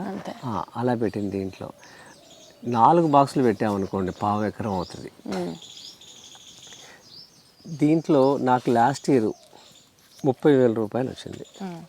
పసుపు ద్వారానే ఎక్కువ వచ్చింది. పసుపు నాకు 600 కేజీలు వచ్చింది. 600 కేజీలు ఇలా పెట్టడం వల్ల ఒక బాక్స్ ద్వారా 600లో మనం దాన్ని ఉడకపెట్టి తీసింది మళ్ళీ మీకు 4%, అంటే ఎంత 120 కేజీస్ వచ్చింది. 120 ఇంటూ మళ్ళీ మీరు బయటికి ఎంత అమ్ముతున్నారు? 300 రూపీస్. ఎవరైనా ఊర్లో అమ్ముకోవచ్చు. 300 రూపీస్. 300 అంటే చూసుకోండి, 100 కేజీస్, 20 కేజీస్ ఇంట్లో వాడుకున్నా 100 కేజీస్ అమ్మితే 100 ఇంటూ 300 30,000 దాంట్లో వచ్చేసింది కదా. ఇంకా అరటిపళ్ళు, ఇంకా మీకు మెడిసినల్గా ఉన్నాయి మొక్కలు, అల్లము, తర్వాత ఆకుకూరలు, కూరగాయలు, కంద, ఇవన్నీ కూడా మనకు అదనపు ఆదాయం. అంటే గుడ్డి లెక్కలు వేసుకున్నా సరే మనకి పసుపుతో డబ్బులు వచ్చేస్తున్నాయి. ఇది నాకు వచ్చింది తరకటూరు, కృష్ణా జిల్లాలో. అక్కడ ఇంకా బాగా చేశాను, ఒకే బాక్స్ చేశాను. ఎందుకంటే మాగాణులు ఆపేయాలనే దాంట్లో నేను అక్కడ పనిచేస్తున్నాను. మాగాణుల్లో వరికి బదులుగా ఇది చూపించాలని మాగాణిని ఏం చేశాను, వేసవి కాలంలో చెరువు తవ్వి మట్టితో భూమిని ఎత్తులేపేశాను. అయితే అక్కడ ఈ మోడల్ పెట్టాను. ఆ మోడల్ చూస్తే చాలామంది వచ్చారు ఇప్పటికి. ఇలా ప్రతి వాళ్ళు ఒక బాక్స్ పెట్టుకుంటే మీకు ఇంటికి కావాల్సిన బజార్కి వెళ్లకుండా బతకటం. రెండోది, ప్రతి వస్తువు కొంటాకి మనం 2 వీలర్ 4 వీలర్ తీస్తున్నాం కదా, ఇవన్నీ ఇంధనం ఆధారమే కదా. అలా మనం అసలు ముందు ఆటలు కూడా తగ్గించుకోవాలి. ఒక వస్తువు కొంటాకి బయటికి వెళ్లకుండా బతకటం కూడా ఇంపార్టెంటే కదా. ఇది అమ్ముకుంటాకి కాదు, తినటానికి అన్నట్టు ఫస్ట్ అర్థం చేసుకోవాలి. ఒక బాక్స్ పెట్టుకోమంటా నేను, 60x60. దీంట్లో అగ్గిపెట్ట లాంటి ఇళ్లలో బతికే జనాలకి ఇవాళ కాంక్రీట్ జంగల్లో ఒక బాక్స్ వ్యవసాయం చేసి అందరూ తినండి అంటే అసలు సాధ్యమేనా సార్? అది అంతేకాదు, 1000 గజాల స్థలం ఉందనుకోండి ఊర్లో, ఇది ఎక్కడ చేయొచ్చు? వ్యవసాయ భూమిలో చేయొచ్చు, గ్రామాల్లో చేయొచ్చు, పట్టణాలు చేయొచ్చు, నగరాల్లో చేయొచ్చు. 1000 గజాల స్థలం ఉన్న వాళ్ళు 300 గజాలు ఇల్లు కట్టుకుని 400 గజాలు ఇది పెట్టుకుని 700 గజాలు, ఇంకొక 250 300 గజాల్లో ఆవును పెట్టుకుంటే సిటీలో కూడా చేసుకోవచ్చు. ఆచరణ సాధ్యమేనా? చేసుకోవచ్చు, ఎందుకు కాదు. భూమి అన్నపూర్ణేశ్వరి ఎక్కడైనా చేయొచ్చు. ఈ భూమిలో అంతకుముందు వరి పండించిన భూమి ఇది, మీరు కూర్చున్నది. మరి వాళ్ళు ఎందుకు అవుతుంది కదా. మనసు ఉంటే మార్గం ఉంటుంది, అది సారాంశం.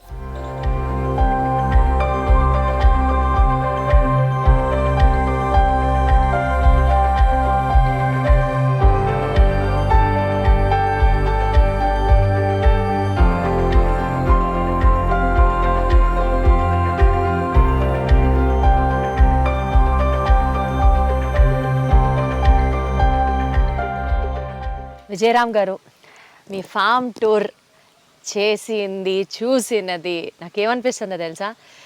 ఏదో ఒక ట్రెక్కింగ్కి వెళ్ళిన ఎక్స్పీరియన్సో, ఒక ఫారెస్ట్ సఫారీకి వెళ్ళిన ఎక్స్పీరియన్సో అనిపిస్తుంది.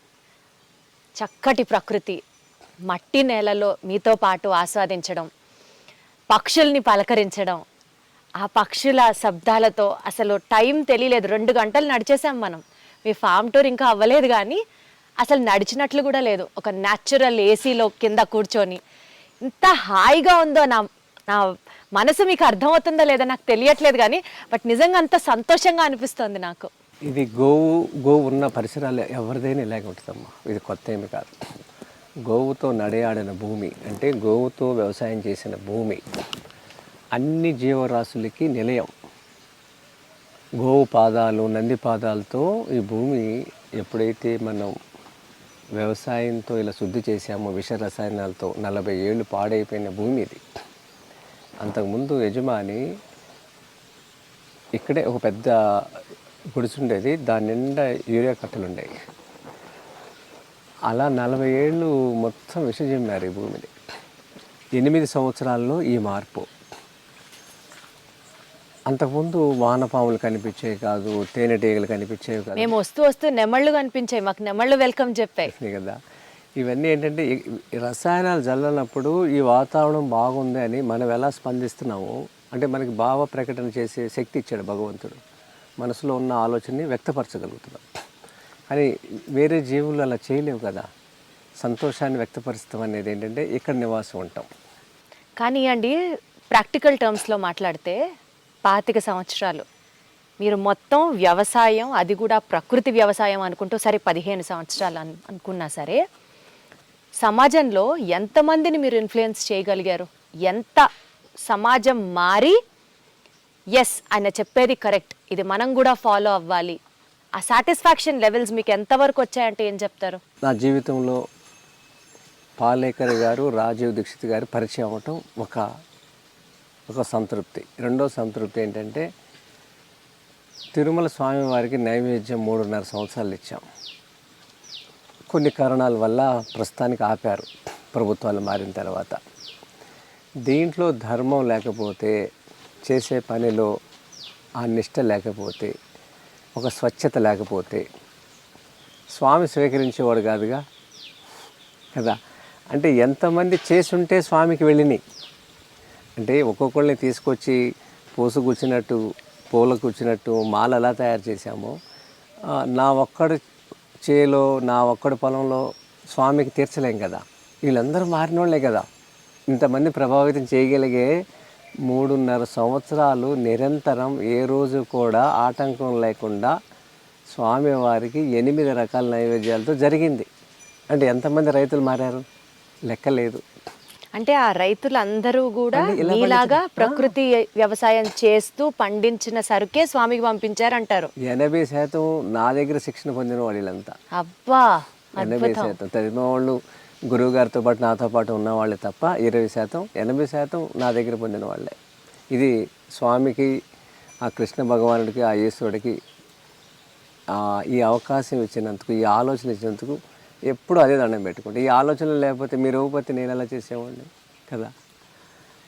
రైతు బాగుంటే సమాజం బాగుంటుంది అని అనుకుంటాం కదా. ఇవాళ రైతు పంట పండిస్తూ మనందరి ఆకలి తీరుస్తూ తాను ఇంకా చితికిపోతూనే ఉన్నాడు. రైతుల ఆత్మహత్యల దగ్గర నుంచి, రైతుల కష్టాల దగ్గర నుంచి రోజు ఏదో ఒక వార్త చూస్తూనే ఉంటాం కదా. ప్రకృతి వ్యవసాయత ఆధారం చేయాలి అని అంటే రైతుకి మీలాగా ఇన్స్పైర్ అయ్యి, మోటివేట్ అయ్యి చేయాలనుకుంటే ఒక దారి. బట్ అదర్వైజ్ కమర్షియల్ క్రాప్ గనక ఒక రైతు వేయాలి అనుకుంటే ఈ వ్యవస్థ ఇప్పుడు మీరు చెప్పింది గో ఆధారిత వ్యవసాయం దగ్గర నుంచి పెస్టిసైడ్స్ వాడకుండా, లేకపోతే పంట కోసం గ్రోత్ ఎన్హాన్సర్స్ వాడకుండా సాధ్యమవుతుందా? ఒక రైతుకి ఇది లాభదాయకమేనా? ఖచ్చితంగా అమ్మ, ఖచ్చితంగా. ఎందుకంటే ఒక అడవి ఉంది కదా, అడవిలో ఎక్కడ ఎరువులు కానీ పురుగు మందులు వేయట్లేదు కదా. అడవి మీద ఏదో ఒక పండో, ఫలమో, దుంపో, ఆకో ఏదో తినేగా ఈ జంతువులన్నీ, జీవరాశులన్నీ ఎన్నాళ్ళు బతికినాయి. అంతే. మరి అక్కడ ఏం ఎరువులు లేవు కదా. అక్కడ పక్షులకి, జంతువులకి బాధ్యతలు లేవు, కుటుంబాలు లేవు, స్కూల్ ఫీజులు కట్టక్కర్లేదు. మరి పంట అయితే ఉంది కదా, ఏదో ఒకటి తినే బతికినాయి కదా అడవిలో. అలాగే ఇప్పుడు కొన్ని పంటలు ఇంకా ఉన్నాయి దేశంలో. చింతపండు ఉందండి. చింతపండుకి ఎవరు ఎరువు వేస్తున్నారు? చింత చెట్టుకి నీళ్ళు ఎవరు పెడుతున్నారు? చింత చెట్టు మీద ఎన్ని కాయలు ఉన్నాయో ఎవరైనా లెక్క పెట్టగలుగుతారా? కౌంట్ చేయగలుగుతారా కాయల్ని? ప్రతి సంవత్సరం కాస్తుందా లేదా? అంటే ఈ చిన్న పాయింటే పట్టుకోండి. ఎరువు ప్రతి మొక్కకి కావాలి, భూమిలో లోపాలు ఉన్నాయి, మట్టిలో లోపాలు ఉన్నాయి అని అనుకుంటే చింత చెట్టు కూడా కాయలు కాయకూడదు కదా. అది ఎందుకు కాస్తుంది కదా. రెండోది, ఎవరి మీద ఆధారపడలేదు. ఇవాళ ప్రతి వాళ్ళ ఇంట్లో ఉండే చింతపండు ఒక రసాయనాలతో పండించిన రైతు కాదు, పొలం గట్ల మీదది, అడవిల్లో, గుట్టల మీద, కొండల్లో ఉన్న చింత చెట్టుని తీసుకొచ్చి మన అందరి ఇళ్ళలో చింతపండు ఉంది. వాళ్ళ ఈ భూమిలో లోపం ఉంది అనుకున్నప్పుడు అది కూడా మానేయాలి పంట పండటం. అంటే ఇది తప్పు అనేది చెప్తున్నాను. ఒక పక్క నైట్రోజన్లు, ఫాస్ఫరస్ ఎరువులు వాడుతున్నా రైతులు నష్టపోతున్నారే. అవి వాడటం వల్లే నష్టపోయారు. అది వాడటం వల్ల నష్టపోయారు. రెండోది, ఇంకొక పంట ఉంది మనకి, ప్రమేయం లేకుండా పొలం గట్ల మీద ఉండే తాడి చెట్లు ఉన్నాయి. 4 కోట్ల తాడి చెట్లు ఉన్నాయి ఆంధ్రప్రదేశ్లో. ఎవరైనా ఇది ఎప్పుడైనా దానికి యూరియా వేసారా? నీళ్లు పెట్టారా? మరి ముంజికాయలు ఎన్ని తింటున్నాం మనం? ఈ కోవిడ్ నుంచి ముంజికాయలు ప్రతి హైవే మీద తెగ అమ్ముతున్నారు కదా. తాటిపళ్ళు ఎంత టేస్ట్ అది, దాంతో ఎన్ని రకాల వస్తువులు తయారు చేయొచ్చు. తేగలు. అంటే రైతులకి కేవలం మిస్కన్సెప్షన్ వల్లే ఇవన్నీ వాడుతున్నారంట. అంటే రైతుని ఏం చేశారంటే ఒక వినియోగదారుని చేశారు. అంటే భారతదేశం చాలా గొప్పది. ఈ భారతదేశంలో ఉన్న ఆర్థిక వ్యవస్థని మనం కొలగొట్టాలంటే 80% భూమి, భూభాగం, ప్రజలు వ్యవసాయం మీద ఆధారపడి జీవిస్తున్నారు అనాదిగా. వాళ్ళని పట్టుకోవాలంటే ఏం చేయాలంటే వీళ్ళకి ఆశ పెట్టాలి. ఆశ పెట్టాలంటే ఏం చేశారు, రెండో ప్రపంచ యుద్ధం తర్వాత కర్మాగారాలని ఖాళీగా ఉన్నాయి, ఏదో ఒక ఆదాయం తీసుకోవాలని దాని మీద యూరియాని యుద్ధంలో వాడతాకి తయారు చేశారు. దాన్ని తీసుకొచ్చి మొక్కలకు వేస్తే మొక్కలు బాగా ఎదుగుదల వస్తుందనేది గమనించి యూరియా అమ్ముకుంటే ఇక్కడికి వచ్చారు.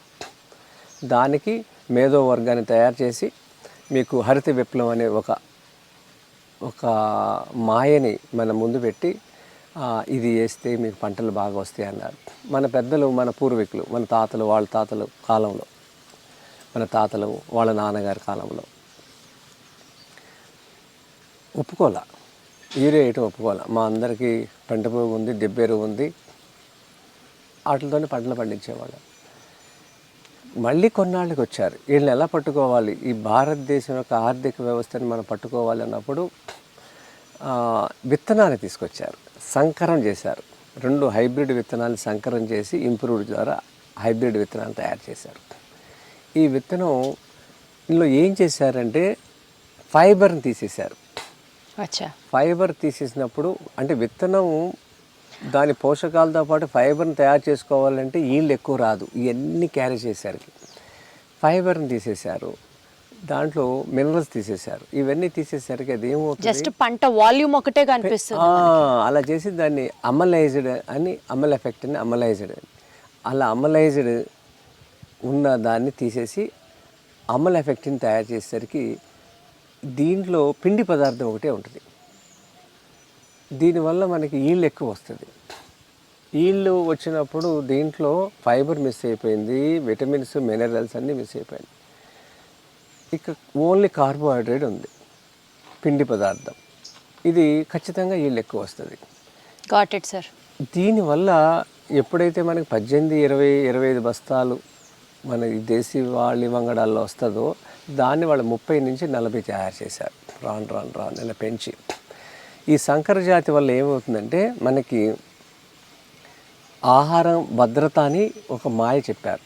జనాభా పెరుగుతున్నారు, దేశ అవసరాలు పెరుగుతున్నాయి, మీకు ఆహార భద్రత లేకపోతే ఎట్లా అని, కరువులు వచ్చినప్పుడు ఏమన్నా జరిగేటప్పుడు ప్రకృతి వైపరీత్యాలు వస్తే ఎలా బతకాలి అని భయాన్ని సృష్టించి అప్పటి పాలకులు ఎవరైతే దేశాన్ని పరిపాలిస్తున్నారో వాళ్ళకి ఇంత కూడా దేశం మీద కానీ, కల్చర్ మీద కానీ, వ్యవసాయం మీద కానీ అనుభవం లేని వాళ్ళని అప్పుడు పాలన చేశారు.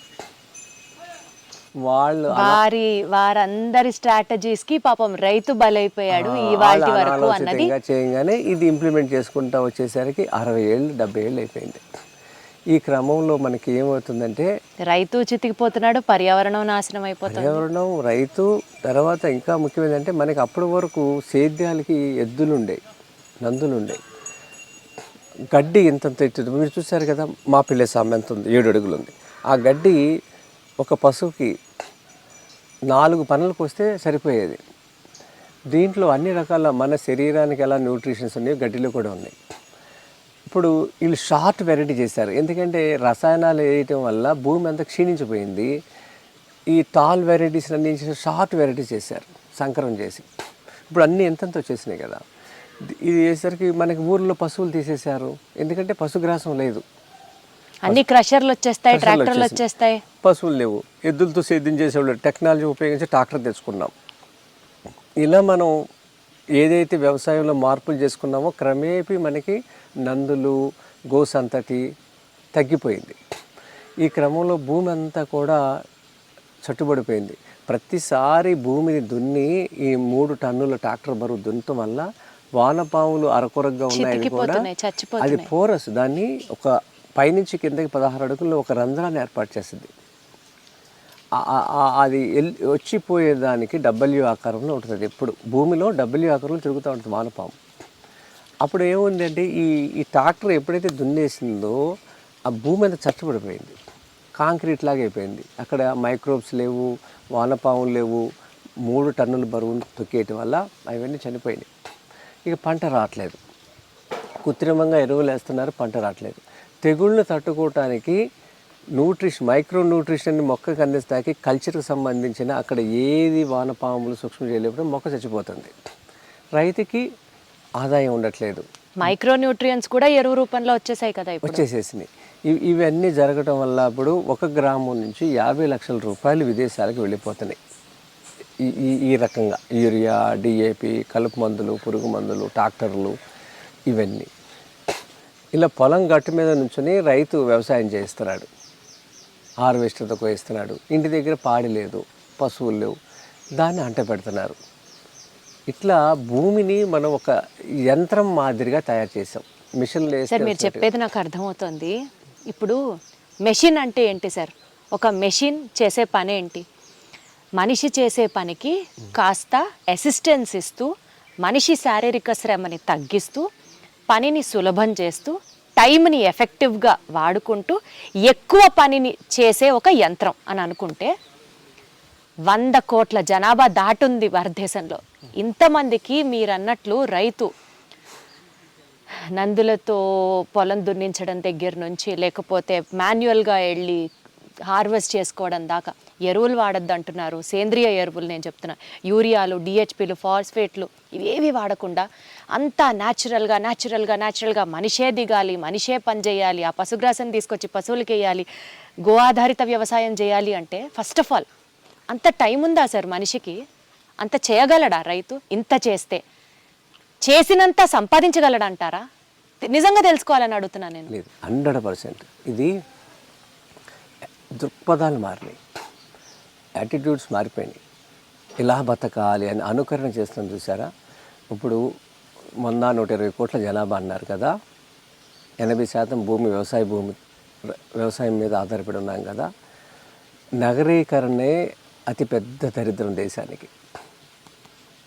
ఇప్పుడు 20 ఎకరాల భూమి ఉంది, అతను పొలంలో పనిచేయకుండా నగరంకి వచ్చి ఒక 15,000 నుంచి 25,000 రూపాయలు చేసేవాళ్ళు కోకొల్లు ఉన్నారు నగరాల్లో, ప్రతి నగరంలో ఉన్నారు.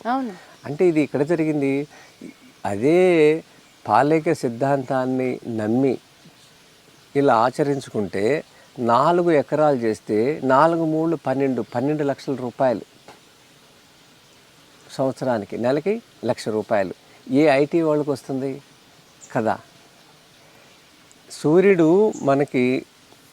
మన దేశానికి ఉన్న అదృష్టం. వేరే దేశాలకి సూర్యుడు ఇంత శక్తిని ఇవ్వడు. మనకి వర్షాకాలంలో, చలికాలంలో, వేసవికాలం సరే ప్రతిరోజు దర్శనమిస్తాడు. సూర్యుడు ఉంటే ఏ పంట అయినా వస్తుంది. ఇక్కడ చూడండి, మిరియాలు శాంపుల్గా 10 మొక్కలు పెట్టాను, మీకు నేను చూపించాను.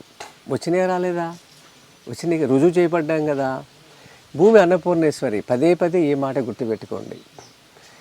మీకు ఇంతంత రావక్కర్లేదు. మీరు 3 పూట్ల తింటాకి ఎంత కావాలో సంవత్సరం మొత్తం మీకు ఇస్తుంది భూమి కదా. దీంట్లో అధికంగా దేని మీద వస్తుందో దాని మీద దృష్టి పెట్టండి, దాన్ని మీరు అమ్ముకోండి. నగరం డబ్బులు గ్రామానికి రావాలనేది ఏక సిద్ధాంతం. నగరంలో ఉన్న యువకులందరూ తిరిగి మళ్ళీ గ్రామం వైపు రావాలి. అసలు రైతు కొడుకు రైతుగా ఉండట్లేదు కదా ఇప్పుడు. ఇలా అంటే అనుకరణ, అదే చెప్తున్నా కదా. అప్పుడు వ్యవసాయం చేస్తే గిట్టుబాటు కాదు, వ్యవసాయం చేస్తే పిల్లనెవరు, వ్యవసాయం చేస్తే చిన్న చూపు చూస్తారు అని చేశారు కదా. అసలు ఈ భూమి మీద ఉత్తమమైన జన్మ ఏంటి? మానవ జన్మ. ఉత్తమమైన కర్మ వ్యవసాయమా? ఉత్తమమైన కర్మ వ్యవసాయం. దాన్ని తీసుకెళ్ళి ఏం చేశారంటే అధమంలో పెట్టారు. ఉద్యోగాన్ని ఏం చేశారు? ఇప్పుడు ఉత్తమమైన పని కింద పెట్టారు. మద్యం ఏంటి? వ్యాపారం. అధమం వ్యవసాయం. ఒకప్పుడు వ్యవసాయము ఉత్తమం, వ్యాపారం మధ్యలో ఉంది ఎప్పటికీ. ఉద్యోగాన్ని తీసుకొచ్చి పైన కూర్చోబెట్టి, వ్యవసాయం తీసుకొచ్చి కింద కూర్చోబెట్టి. అర్థం చేసుకోగలిగితే మీరు చెప్పే మాటల్లో నిజంగా సమాజం మార్పు వస్తుంది అన్న భరోసా వస్తుంది. అంటే ఇది మీరు కానీ లేకపోతే ఎవరు చూసిన వాళ్ళైనా, ఇప్పుడు మీ ఛానల్ ద్వారా ఎంతమంది చూస్తారు కదా. ఒక డాక్టర్ చూస్తాడు, ఒక ఇంజనీర్ చూస్తాడు, ఒక లాయర్ చూస్తాడు కదా, ఒక వ్యాపారి చూస్తాడు, మీ వాళ్ళు చూస్తారు ఛానల్ ద్వారా. ఇది ఒక పార్ట్ కింద మీరు చేయమాకండి. అంటే ఈ వ్యవసాయం గురించి మీ లైఫ్లో ఒక పార్ట్ చేసుకోండి. అంటే ఈ వ్యవసాయ ప్రచారానికి ఒక ఎపిసోడ్ కింద నన్ను చేయొద్దు మీరు. ఇది మీ జీవితంలో క్యారీ చేయండి. నేను మిఠాయి షాపు, నాకేం సంబంధం ఈ వ్యవసాయం చేయటానికి? మిఠాయిలు అమ్ముకుని చక్కగా బతకొచ్చు కదా. ఇది బాధ్యత. ఈ భూమి మీద శ్వాస తీసుకున్న వాళ్ళందరి బాధ్యత. అందరి బాధ్యత ఇది, మనందరి బాధ్యత. శ్వాస ఎవరు తీసుకుంటున్నారో వాళ్ళ బాధ్యత ఇది. వాళ్ళు ఏ రంగంలోనే ఉండండి, వాళ్ళు వ్యవసాయం చేయాలి. వాళ్ళు వ్యవసాయం చేయాలి. వ్యవసాయం చేత కాకపోతే వ్యవసాయ ప్రచారకులుగా మారండి. గ్రామానికి వెళ్ళండి. మీ గ్రామానికి వెళ్ళండి. మీరు చిన్నప్పుడు ఏం చూసారో, ఏం గుర్తులు ఉన్నాయో, ఏం రుచులు చూసుకున్నారో అవి మళ్ళీ అక్కడ చేస్తున్న రైతులకు భరోసా ఇవ్వండి. మేము కొంటాం, మీరు పండించండి. తినడమే కాదు, పండించడంలో కూడా మీ బాధ్యత ఉండాలి అంటారు. ఇప్పుడు భరోసా ఇచ్చారనుకోండి, ఒక లాయర్ గారు వాళ్ళ గ్రామంకి వెళ్ళి మీరు పండించండి, మా లాయర్లు అందరూ కొంటామన్నారు అనుకోండి. ఒక డాక్టర్ వెళ్ళి అలా మాట్లాడితే ఆయనకు 10 మంది డాక్టర్లు ఉంటారు కదా, ఆ 10 మందికి ఆ బాధ్యత ఎందుకు తీసుకోరు? తీసుకోవాలి అంటే డెఫినెట్లీ ఇది సమాజాన్ని ఆలోచింపజేస్తుంది. మీరు అడిగే పాయింట్ 100% అందరూ ఆలోచించాలి. విజయరామ్ బాధ్యత కాదు, పాలేకర్ బాధ్యత కాదు, అందరి బాధ్యత. అందరి బాధ్యత. ఎందుకంటే రేపు మానవ మనుగడ ప్రశ్నార్థకం. ఇదైతే వాస్తవం. ఎందుకంటే ఆటిజం అనేది లేదు. అసలు అదే పాయింట్ అడగబోతున్నాను sir. Next mental health problems, autism, సంతాన సాఫల్యం కేంద్రాల చుట్టూ జనాలు ప్రదక్షిణాలు చేస్తున్నారు. చెట్ల చుట్టూ ప్రదక్షిణాలు చేయడం కాదు, ఫర్టిలిటీ సెంటర్స్ చుట్టూ తిరుగుతున్నారు. జుట్టు ఊడిపోతుంది చిన్న పిల్లల దగ్గర నుంచి. సన్న బియ్యం తినాలా, బ్లాక్ రైస్ తినాలా, రెడ్ రైస్ తినాలా, ఎన్ని డౌట్లు. ఇప్పుడు తినకూడదని ఫస్ట్ చెప్పేస్తా. మీరేం తింటారో కూడా చెప్పండి. మీ ఛానల్ ద్వారా ఎవరైతే చూస్తున్నారో జీవితకాలంలో తినకూడని వస్తువులు ఫస్ట్ బీపీటీ అని ఒక భయంకరమైన బియ్యం గింజ, సోనా మసూరి, ఈ 2 జీవితకాలంలో ఒకరోజు కూడా తినకూడని బియ్యం. పెళ్ళిళ్ళకి వెళ్ళినా, శుభకార్యాలకు వెళ్ళినా, ఏదైనా హోటల్కి వెళ్ళినా వాళ్ళని అడిగి మరి అయ్యా ఇది బీపీటీ అని అడిగి ప్రశ్నించి కాదంటే తినాలి. ఎందుకంటే అన్ని చోట్ల అదే ఉంది కాబట్టి మీరు అసలు మనకి దొరకదేమో బయట, కాబట్టి బయట తినడం మానేయాలి. మీరు ఇలా చేస్తున్న వాళ్ళు ఈ ప్రోగ్రామ్ని ఒక సామాజిక బాధ్యతగా మీరు తీసుకుని జిల్లాల వారీగా రైతులు ఎక్కడైతే ఉన్నారో ఆ రైతుల నెంబర్లు మీకు ఇస్తా. మీరు దాన్ని వాళ్ళని ప్రతి వాళ్ళు నన్ను ఎలా ఇంటర్వ్యూ చేస్తారో వాళ్ళని ఇంటర్వ్యూ చేయండి. అంటే దీన్ని ఎంతమంది చూస్తారని చూడొద్దు, వాళ్ళ కోసం చేయండి కదా. రెండోది ఒక ఐ డ్రీమ్సే. ఒక వరంగల్, ఒక కరీంనగర్, ఒక ఈస్ట్ గోదావరి, వెస్ట్ గోదావరి వెళ్ళి ఈ ప్రోగ్రాం మీరు ఎందుకు చేయకూడదు? ఐ డ్రీమ్స్ వాళ్ళు ప్రకృతి వ్యవసాయం మీద ప్రచారం చేస్తున్నారు అని ఒకటంటే అసలు ఎంత ప్రచారం అవుతుంది?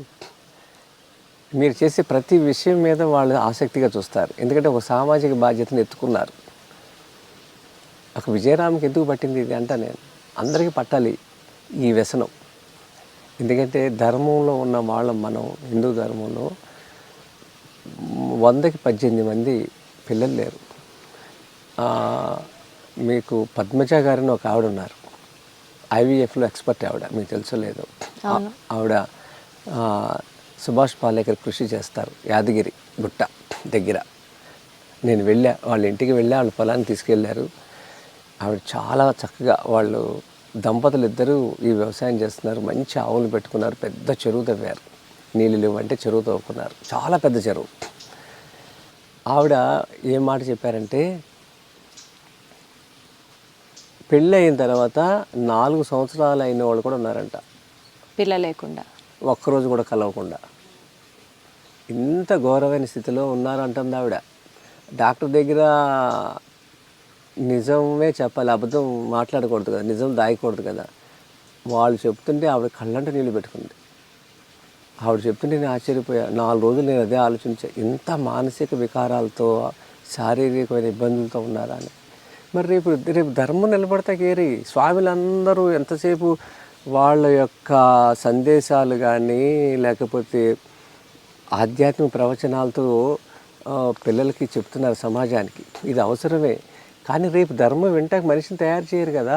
మీ స్వాములు మాట్లాడాలంటున్నా నేను. ఇది స్వాములందరూ ఈ దేశీ విత్తనం గురించి, దేశీ ఆవు గురించి, పాలేకర్ కృషి గురించి భుజాన్ని ఎత్తుకుంటే రేపు ధర్మం, లేకపోతే పరాయి ధర్మం వచ్చి మీ ఇంట్లో కూర్చుంటారు, ఆక్రమించేస్తున్నారు కదా. మరి ఇది అందరూ చేయాలి. బడి పంతులు చేయాలి, గుళ్ళో పంతులు చేయాలి, స్వాములు, సంతులు అందరూ మాట్లాడాలి ఈ వ్యవసాయం గురించి. అర్థమవుతుంది సార్, అర్థమవుతుంది. సార్ ప్రకృతి వ్యవసాయం గురించి విజయ్ గారి గురించి ప్రత్యేకంగా ఇంకా విడమర్చి చెప్పక్కల. But before this emerald sweets అని మీకు ఒక స్వీట్ షాప్, ఒక మిఠాయి షాపు, అక్కడి నుంచి స్టార్ట్ అయింది మీ జర్నీ అనుకుంటే, తిరుమల తిరుపతి దేవస్థానానికి ఒకప్పుడు మీరు మీ సరుకుని పంపించేవారు. ఇందాక మనం అనుకున్నాం చాలా ఎంతో రాసి పెట్టుండి. మా సరుకు, మా రైతులు పండించిన సరుకు, మా రైతులు, మీ రైతులు 2 రాష్ట్రాల్లో తయారు చేసిన రైతులు పండించి పంపించాం. అలా తయారు చేసాం, పంపించారు. కానీ ఒకప్పుడు ఒక పీరియడ్ ఆఫ్ టైంలో రైడ్స్ జరగడాలు, రైడ్స్కి రిపోర్ట్కి మధ్యలో టైంలోనే బోలెడంత చెడు ప్రచారాలు జరగడాలు, మానసికంగా ఎలా ఎదుర్కొన్నారు సార్ దాన్ని?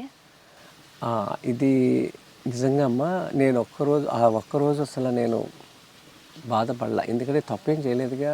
తప్పు చేస్తే బాధ ఉంటుంది, ఇలా ఎందుకు చేసాం, తప్పు పని చేసామని లోపల గుచ్చుతూ ఉంటుంది.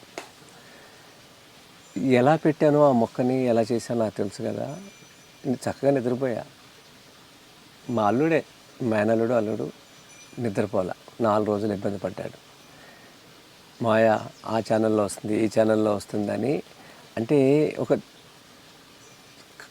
అదేమంటారు, దేశ విద్రోహ శక్తులతో ఏదో కలిసి పనిచేస్తున్నట్టు 1 గంటలో 8 ఛానల్ తీసుకొచ్చారు. అలా తీసుకొచ్చి చూపించారు. తీరా ఇంకా రిపోర్ట్ రాకముందరే ఇప్పటికీ ఏమో లేదు నాకేం, దాంట్లో ఏమన్నా రిపోర్ట్ ఇవ్వాలి కదా. ఇంకో విషయం చెప్పినా మీకు, ఇది ఎవ్వరు గ్రహించలేదు. ముడి పదార్థాలు ఎండ్ ప్రోడక్ట్ అంతే కదా. ముడి పదార్థాలతో వస్తువు తయారు చేస్తాం, అది కదా పట్టుకెళ్లాల్సింది, ల్యాబ్ టెస్ట్ చేయాల్సింది. అంటే బెల్లము జీడిపప్పు అన్నారు కదా, బెల్లం జీడిపప్పుతో నువ్వు ఏ ఐటెం తయారు చేసావో దాన్ని పట్టుకెళ్ళి కదా ల్యాబ్ టెస్ట్ చేయాల్సింది. ఒక్క రవ్వ కూడా ఏ మిఠాయి పట్టుకెళ్ళా. మరి దేంతో చేశారు ల్యాబ్ టెస్ట్? బెల్లం జీడిపప్పు పట్టుకెళ్ళారు. అంతిమంగా వాటిలో తయారు చేసిన మిఠాయిని కదా వాళ్ళు టెస్ట్ చేయాల్సింది. మరి అది ఎందుకు తీసుకెళ్ళలేదు?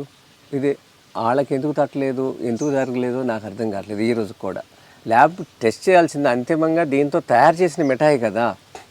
అది ఏమీ ఈరోజు కూడా పట్టుకెళ్ళలేదు. తీసుకెళ్ళిన బెల్లానికి జీడిపప్పు కూడా రిపోర్ట్ రాలేదు ఇంకా ఈ రోజు వరకు లేదు. అక్కడ ఏం లేదు, ఉంటే వాళ్ళు ఇస్తారు. అలా అనుకుంటున్నారా? అంతేగా మరి.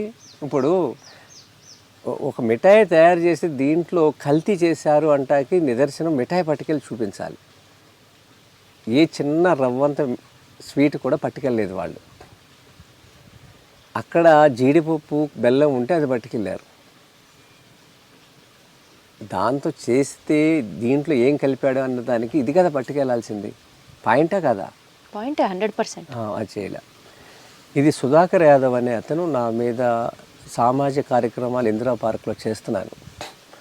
అది ఆయనకి ఇష్టం లేదు. ఇంకోటి ఆయన కోరుకున్నది మాకు అర్థం కాల మనసులోది. ఆయన దానికి వాకర్స్ అసోసియేషన్ ప్రెసిడెంట్. ఇది మాకు తెలియలేదు. నేను కర్నూలు ఫ్లడ్స్ వచ్చిన చూసారా, అప్పుడు వాళ్ళందరికీ మా షాప్ తరఫున ఒక 50,000 రూపాయలు ఇచ్చాం. ఒకరోజు జీతం అందరం కలిపి ఇచ్చాం. ఇస్తే ఒక లాయర్ గారు ఉన్నారు, ఆవిడ అంది డబ్బులు ఇవ్వకూడదండి, వాళ్ళు పేదవాళ్ళు కాదు, వాళ్ళకి ఇప్పుడు ఇవ్వాల్సింది మనం బియ్యం పప్పులు ఇస్తే అక్కడ ఏమి లేవు కాబట్టి అది ఇవ్వాలి, మీరు డబ్బులు ఇవ్వకూడదు అందారు. నిజంగా అదే మంచి పాయింట్ అనిపించింది. తర్వాత బియ్యం పప్పులు ఇస్తామని ఒక బ్యానర్ రాసి పెట్టాం. అప్పుడు ఇందిరా పార్క్లో నేను పెయింటింగ్ చేసేవాడిని, స్పాట్ పెయింటింగ్. అలా నాకు పరిచయం ఉండటం వల్ల చేస్తే అది ఆయన తీపిచ్చేశాడు. ఇది నన్ను అడిగి నువ్వు చేయాలి అని తీపించేశాడు. బ్యానర్ని చింపేశారు ఒక 2 మినిట్స్లో. ఇక నేను అనే మనసులో ఏముందో నాకు అర్థం కాల, నేను పట్టించుకోలే. ఇది ఎప్పుడు 18 years బ్యాక్ అది అయిపోయింది. తర్వాత ఇంకొడు గుంటలు నేను చేశాను హైదరాబాద్లో. చాలా నాకు నీళ్ళని దాగటం ఇష్టమైన పని. భూమిలో ఆ వర్షపు నీళ్ళని కాలనీలు ఎలా దాచుకోవాలి, అపార్ట్మెంట్లు ఎలా దాచుకోవాలి అనేది నేను చెప్తా.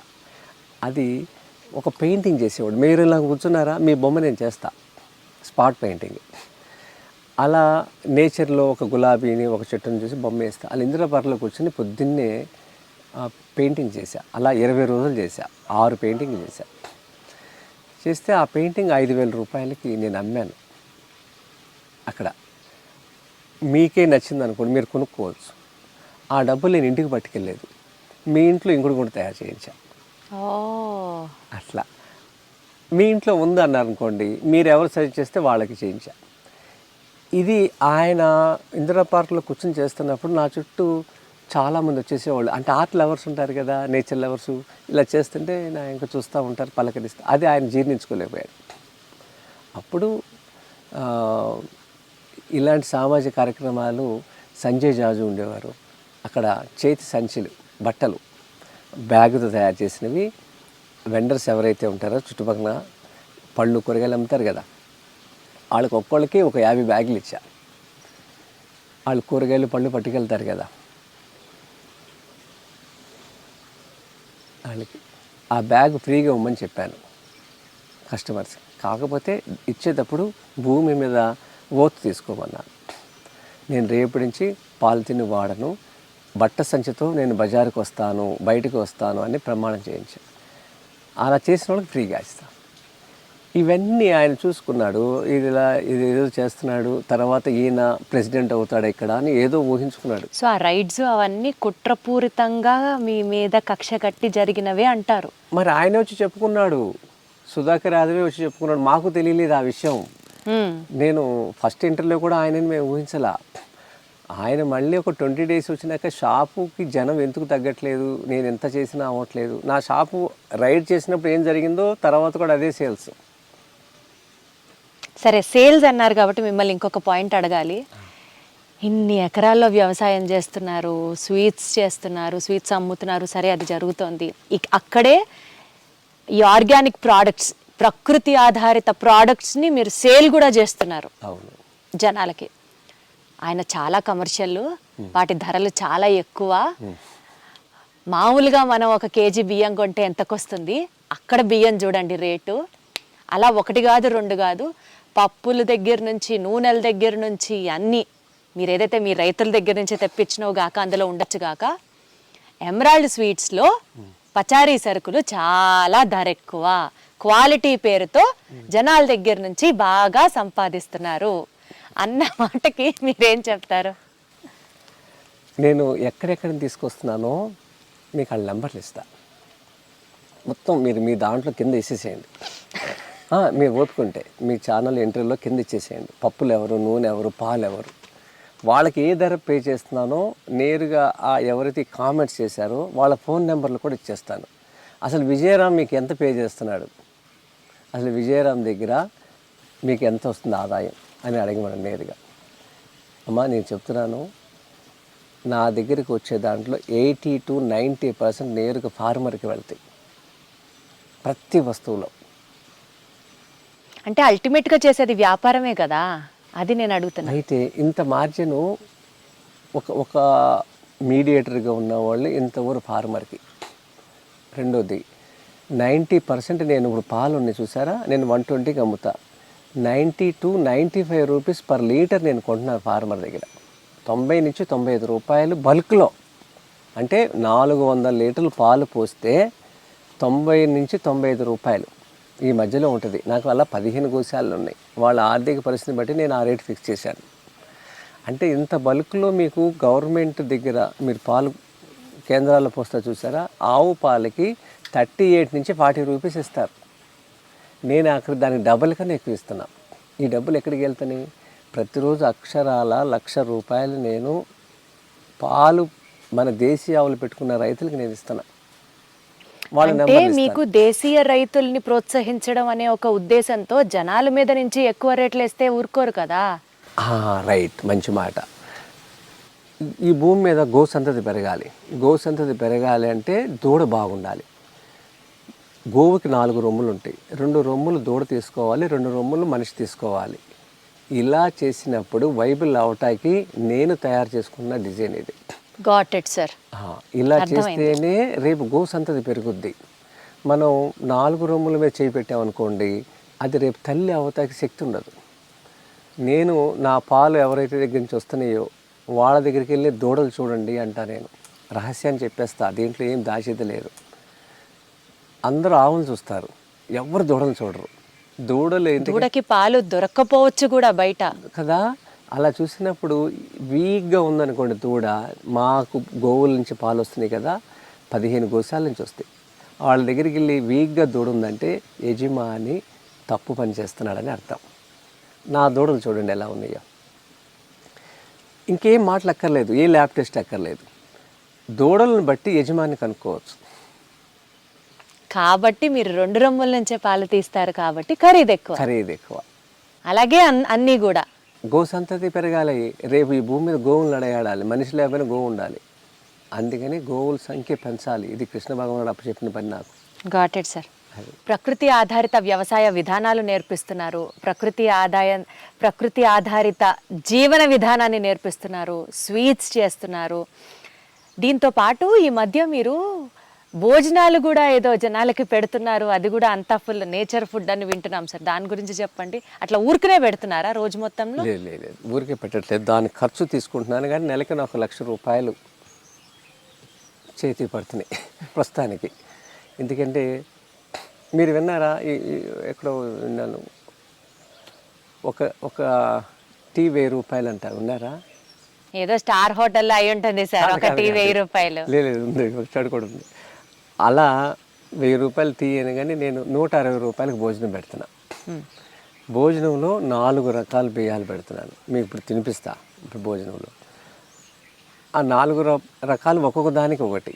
అంటే కొబ్బరి అన్నం, లేకపోతే పులిహోర ఏదో చేస్తాం కదా, టమాటా రైస్, దానికి ఒక బియ్యం.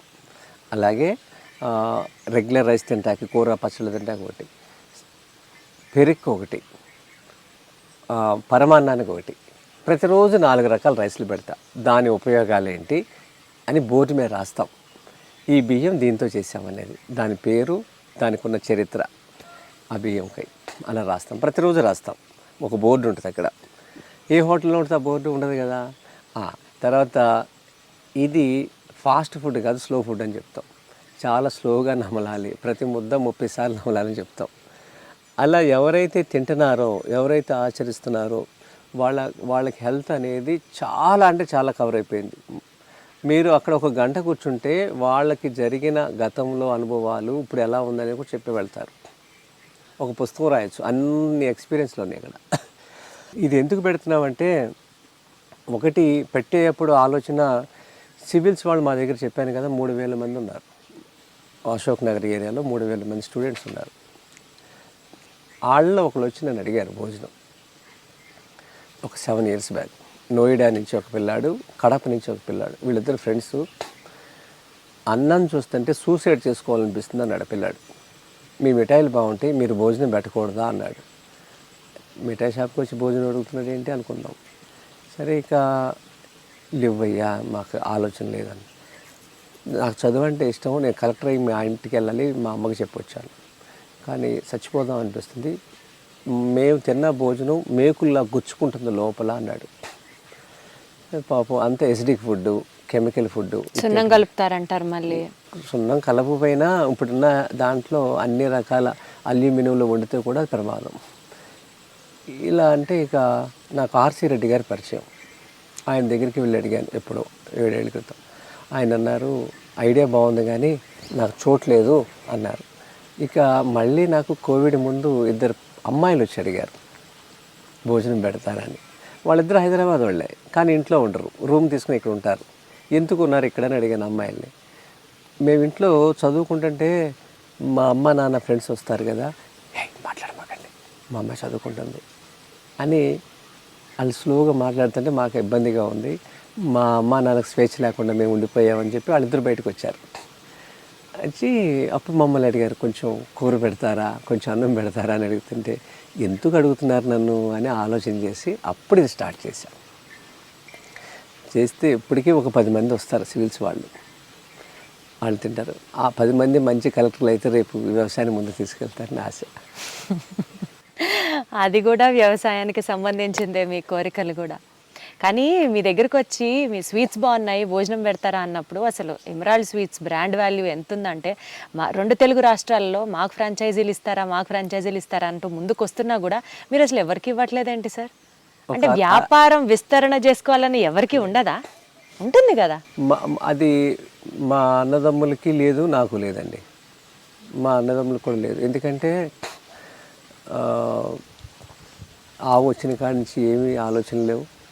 పాలేకర్ గారు పరిచయం అయినాక ఆయన 40 లక్షల మందిని మార్చిన వ్యక్తి మా ఇంట్లో ఉన్నాడు. మా ఇంట్లోనే ఉంటారు ఆయన. హైదరాబాద్ వస్తే ఇంతమందికి నేర్పాము ఈ విద్యని. ఇంతమంది సంతోషంగా వస్తారు, పలకరిస్తారు.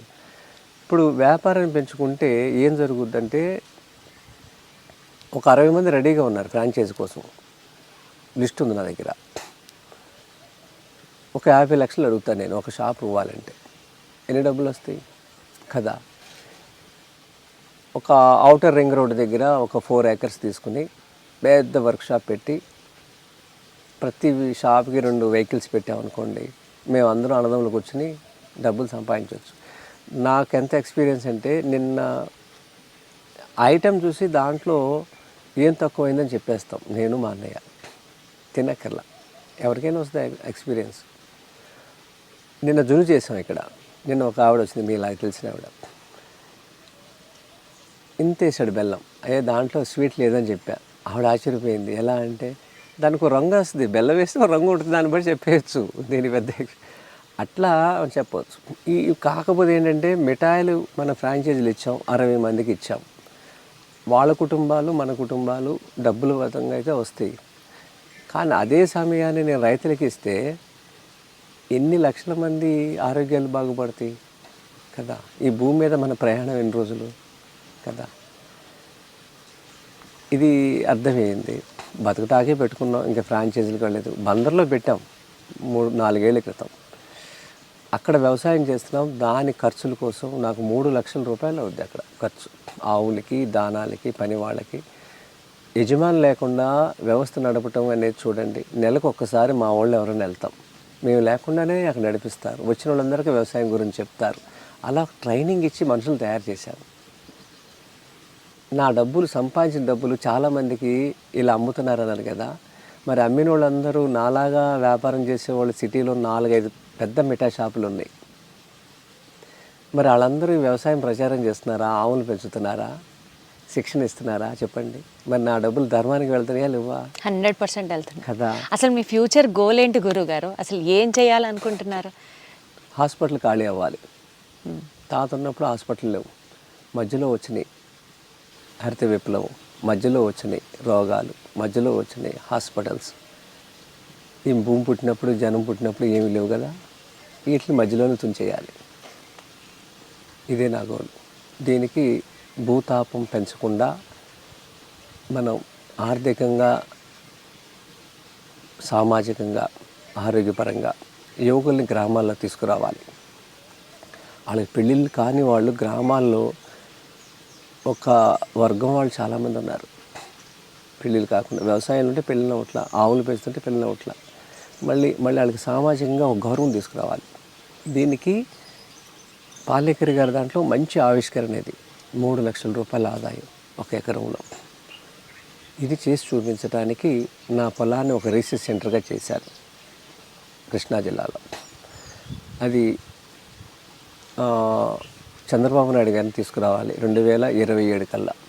దాన్ని తీసుకొచ్చి లెక్కలు కట్టి అక్కడ సాయిల్ హెల్త్, తిన్న తర్వాత వచ్చిన ఆదాయము, దాంట్లో మిగిలిన ఆదాయము, 1 ఎకరంలో ఎంత వచ్చింది, అక్కడ ఎన్ని రకాల వైవిధ్యమైన పంటలు ఉన్నాయి చూపించి దాన్ని ఒక రీసెర్చ్ సెంటర్గా చేసి అది ప్రభుత్వానికి ఇచ్చేయాలనుకుంటున్నా నా భూమిని. నా తదనంతరం అది రీసెర్చ్ సెంటర్గా మిగిలిపోతే మా అన్నదమ్ములు మేము అందరం చేసుకున్నది 1 ఎకరం. అలా చేసి అక్కడ ట్రైనింగ్ ఇన్స్టిట్యూట్ పెట్టాలనేది, ఆయనకి రుజువు చేసినాక ఇవ్వాలనేది నా కోరిక. ఎందుకంటే మాగాణుల ద్వారానే ఎక్కువ నష్టపోయాం.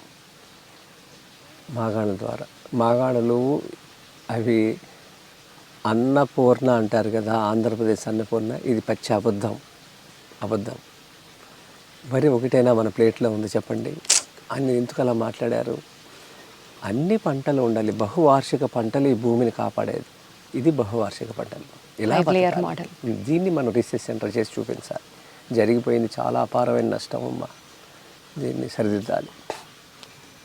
నా సమయాన్ని, నా డబ్బుని, నా ఆలోచనల్ని, నా కుటుంబానికి కూడా నాకు సమయం ఇవ్వకుండా తిరుగుతున్నా. దీనికి మా భార్య నాకు చాలా సహాయం చేసింది.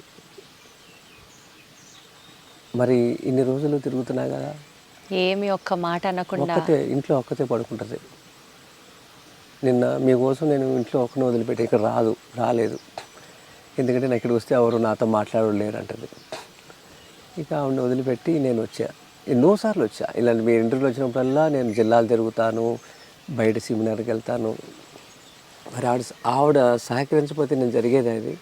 ఎవరిని ఇంట్లో జరుగుద్ది ఎట్లా, ఏ ఇంటర్వ్యూ చేసే పనులు అంటారు కదా.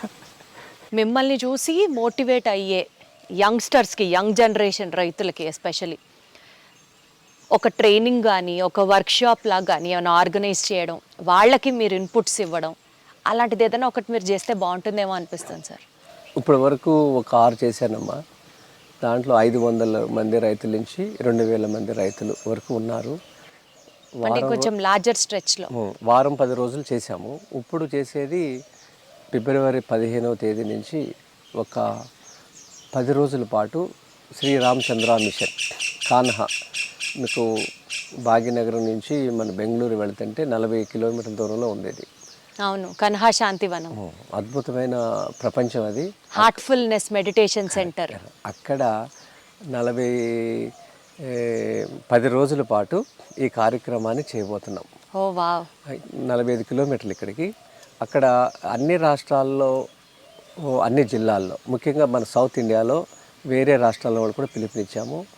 ఫస్ట్ ప్రయారిటీ ఆంధ్రప్రదేశ్, తెలంగాణలో యువ రైతులకి 10 రోజులు ఈ 3 పూట్ల ఈ భోజనం పెట్టి చక్కని వాతావరణంలో పాలేకర్ గారి పాఠాలు, తర్వాత పండించిన తర్వాత బై ప్రొడక్ట్స్ని ఎలా తయారు చేయాలి, తర్వాత సాయంత్రం పూట క్లాస్ అయిపోయిన తర్వాత జిల్లాల వారీగా వాళ్ళని కూర్చోబెట్టి నెక్స్ట్ ఫ్యూచర్ ప్లాన్స్ ఏంటి, మీరు ఏం చేయాలి, మీ జిల్లాలో మీ మండలంలో ఇలాంటి న్యాచురల్ ఫుడ్తో పెళ్ళిళ్ళు చేయాలి, వాళ్ళకి ట్రైనింగ్, వంటలు చేసే ట్రైనింగ్ కూడా ఇప్పించాలని. విచిత్రం ఏంటి చెప్పమంటారా, ఈ వంటలు ఎవరు చేసినా టేస్ట్గా ఉంటాయి, వంట రానివాడు చేసినా టేస్ట్గా ఉంటాయి, మాడగట్టుకుని ఉంటే చాలు. సో బేసికల్గా ఒక రైతుకి వ్యవసాయం గురించి అవగాహన కల్పించడం కాదు, చుట్టూరా ఉన్న ఎకో సిస్టమ్ని కూడా బిల్డ్ చేస్తున్నారు మీరు. చేయాలి. చేసి వాళ్ళకి పంట ఒకసారి వస్తుంది, సంవత్సరంలో 2 సార్లు వస్తుంది, 6 నెలలకు ఒకసారి, ఖరీఫ్ అండ్ రబీ.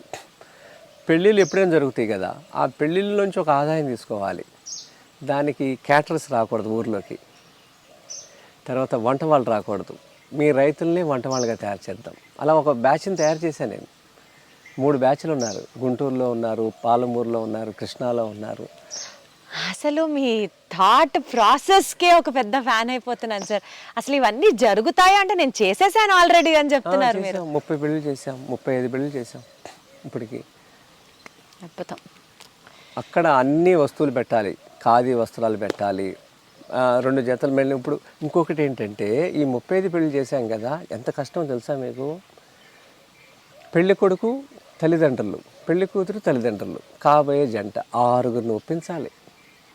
ఏమో ఇలా వండితే ఏమనుకుంటారో, వాళ్ళు తింటారో లేదో, మాకు తర్వాత సూటిపోటి మాటలు వస్తాయి ఎన్ని అంటారు కదా. ఎంత కష్టం ఒకసారి ఊహించండి.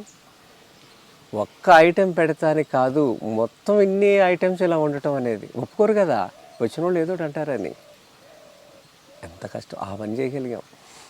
మీరు ఏమన్నా సాధించగలరు, ఏమన్నా మీ సంకల్పం అంత గట్టిది, అంతే. అంటే దాంట్లో ధర్మం ఉందమ్మా, వస్తువులో ధర్మం ఉంది.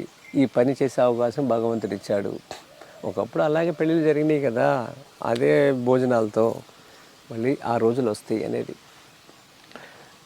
దోనచారు అని శ్రీకాకుళంలో మొన్న వెళ్ళినప్పుడు వాళ్ళు ఒక ఐటెం తయారు చేశారు. ఎంత టేస్ట్గా ఉందో అన్నం, దాంతో తిని పులుసు అన్నం. వాళ్ళని పిలిచి, ప్రతి జిల్లాలో ఇలాంటివి కొన్ని కల్చర్ పరంగా కొన్ని వంటలు ఉంటాయి, వాళ్ళని తీసుకొచ్చి అక్కడ ట్రైనింగ్ ఇప్పిస్తున్నాను, అందరికీ పరిచయం చేస్తున్నాను ఆ వంటలు సాయంత్రం పూట. ఇంకొక ఆవిడ చెప్పింది,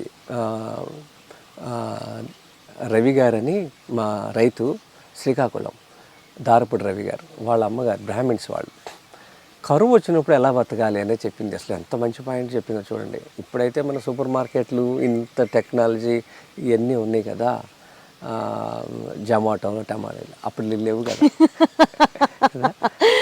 ఈ చామదుంప ఆకు ఇక్కడ నుంచి చూసారా, దాని మీద శనగపిండి రాస్తారంట, దాన్ని రోల్ చేస్తారు, కట్ చేస్తారు, దాన్ని ఉడకబెడతారు, డబుల్ బాయిల్డ్ ఉడకబెట్టేసేసి దాన్ని ముక్కలు కట్ చేసి ఉల్లిపాయ వేసి తాలింపు పెడతారంట. కూర ఉందంట అది. అంటే ఒక వస్తువు లేనప్పుడు ఎలా బతకాలి అనే దానికి ఆవిడ చెప్పారు. ఆవిడ వయసు 75 ఏళ్ళు ఉంటాయి. అసలు ఈ తరానికి తెలియదు తెలియదు కదా, ఒక లైబ్రరీ కదా వాళ్ళు, లైబ్రరీలో ఒక పుస్తకం వాళ్ళు ఈ భూమి మీద ఉన్నప్పుడు దీన్ని ఇలాంటి చోట దీన్ని పంపించేయాలి. ఆవిడ రమ్మన్నాను, వస్తున్నారు. మీరు కూడా రండి, ఆ ప్రోగ్రాం చూడండి. ఇది భారతదేశంలో ఇంతవరకు జరగల. ఇవన్నీ అక్కడ చూపిస్తాం. ఇంకోటి చేతి గుర్తుల వాళ్ళందరూ వస్తున్నారు. ఈ మంచాలు అల్లేవాళ్ళు, బుట్టలు అల్లేవాళ్ళు. దానికి ఏమైనా స్పెషల్గా ఎన్రోల్ చేసుకోవాలా సార్? దాని డీటెయిల్స్ ఎక్కడ ఉంటాయి? మన సేవ ఆఫీస్లో చెప్తారు. 6309111427 చేసుకోవాలి. ఇది మళ్ళీ మీ అందరికీ ఒక విన్నపం, ఒక సూచన, ఏదైనా అనుకోండి. ఇది ఒక బాధ్యత కింద ప్రతి రంగంలో ఉన్న వాళ్ళు భుజాన్ని ఎత్తుకోమని చెప్తున్నాను. సుభాష్ పాలేకర్ కృషిని, అలాగే ఈ అవకాశం ఇచ్చిన ఐ డ్రీమ్స్ వారికి, దీప్తి గారికి, అలాగే మిత్రులు చాలామంది వచ్చారు, కెమెరామెన్స్, వీళ్ళందరికీ మనస్ఫూర్తిగా అభినందనలు, ధన్యవాదాలు. ఏదైతే ఒక లక్ష్యంతో మీరు ముందడుగు వేస్తున్నారో, సమాజ శ్రేయస్సు కానివ్వచ్చు, ప్రజల ఆరోగ్యం కావచ్చు, రైతుల హితం అవ్వచ్చు, ఏ సంకల్పంతో అయితే మీరు ముందుకొచ్చారో అది సిద్ధించాలని మనస్ఫూర్తిగా కోరుకుంటూ thank you so much Vijayaram garu. Thank you so much.